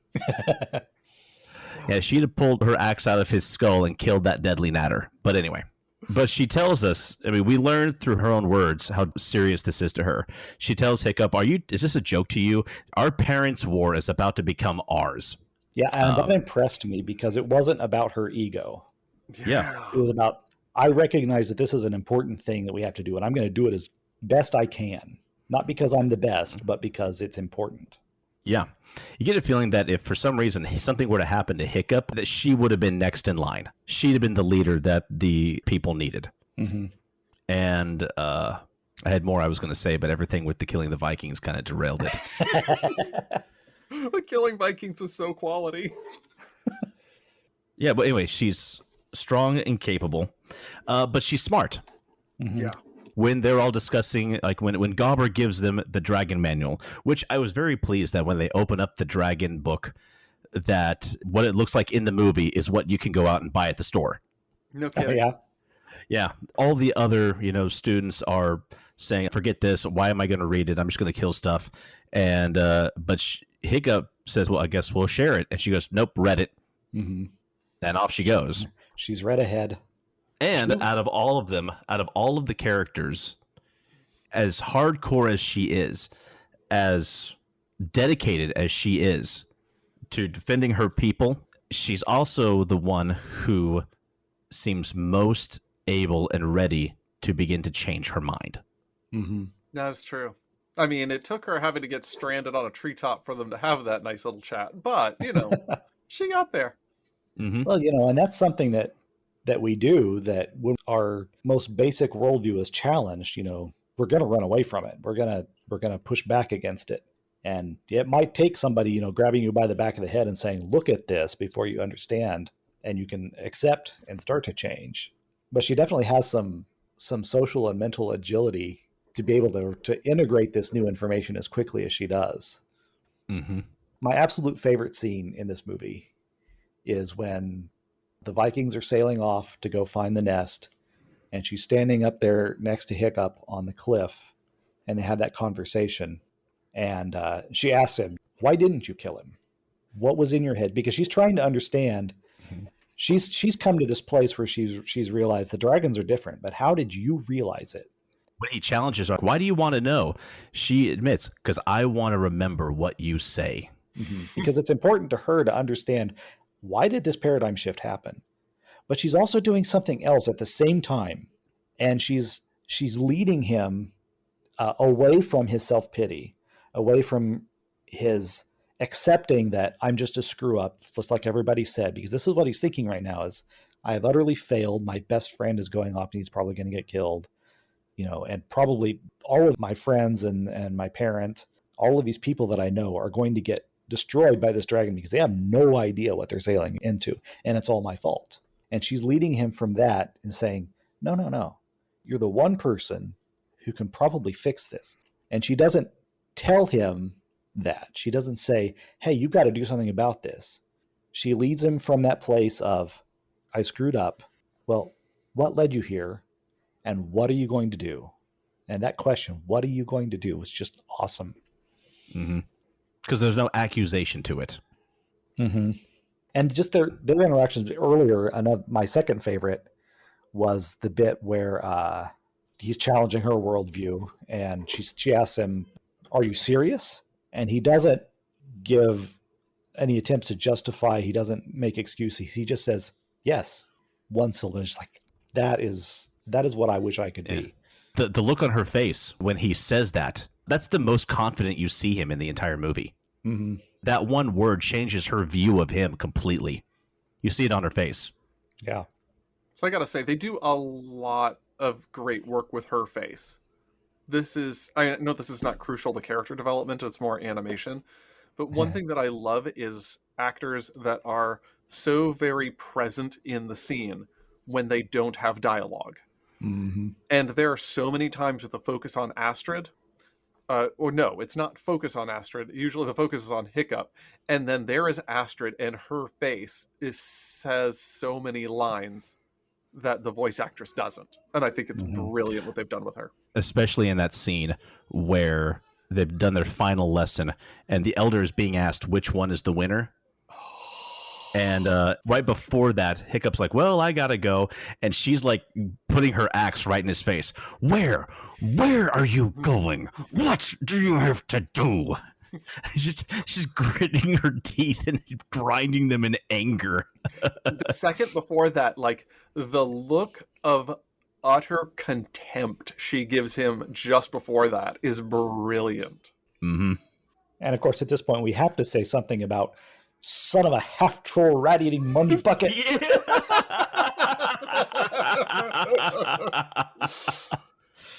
That such was delicious. Oh, great. Now this episode's going to get an E for explicit. Yeah. That was the foul language that Munch buckets and dragon nip.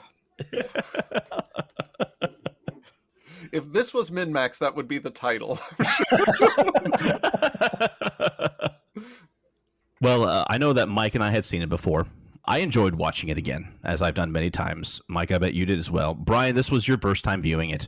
Overall, how did you enjoy it? I liked it a lot. I mean, I'm not going to put it up there as one of my favorite animated films, but I will definitely. I didn't have any trouble watching it twice in one weekend. Right. Cool. And I will certainly watch it again. Not Same. this weekend, but Yeah, you've got number 2 to watch next. right. And then, wait a couple of days and watch number 3. Well, was there anything else that we wanted to say about How to Train Your Dragon? I think I have said too much. I disagree. You have said just the right amount, I think. Yeah, I've enjoyed hearing your viewpoint on it since this was your first time seeing it. Yeah. You brought a fresh perspective, which was good to hear. Well, if that was it, then let's close this thing out. Let's head to the zombie apocalypse plan of the week.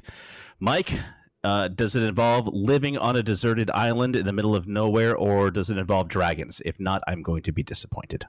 Really, I think that the only solution is living on a deserted island populated with dragons. I mean, all you need to do is shift the taste away from mutton and more to whatever that is. And I think that you're probably golden. Do you know what? Have them drop the zombies as the food sacrifice before you take care of the big dragon, and your problem is pretty much over.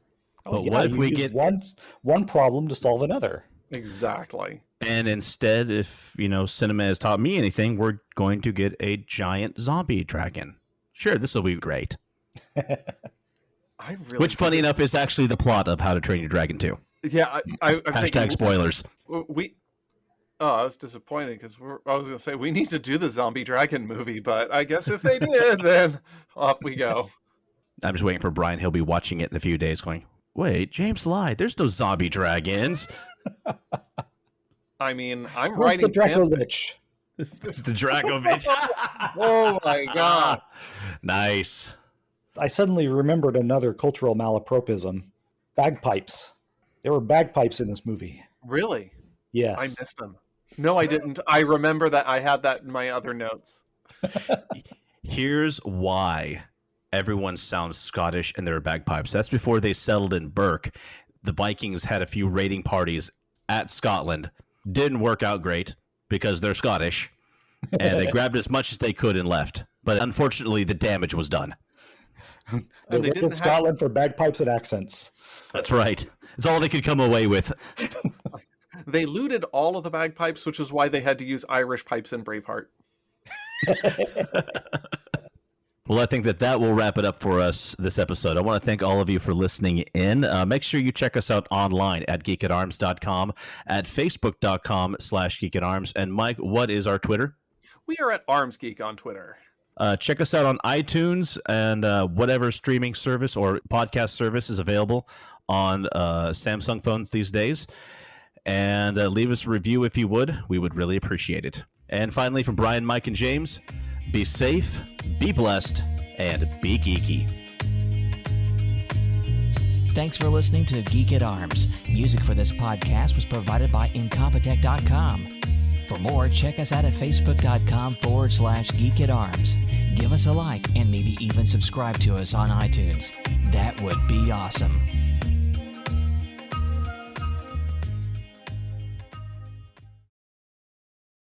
That was a mistake. I just lost something. I'm still here. Whoa. Okay. I can hear myself. Yeah, hang on a sec. My sound system suddenly decided to switch to like external speakers. Okay, can you hear me? Yes. Can Mike hear me? I can hear you. Okay, good. And I can hear both of you. Good. That was weird. This episode is going to be named Episode 42. So long, and thanks for all the glitch. Ooh. Wow. Nice. I'm impressed. And I And know a little you're horrified. quick. I mean, the thing is, like, I know you're quick-witted and still.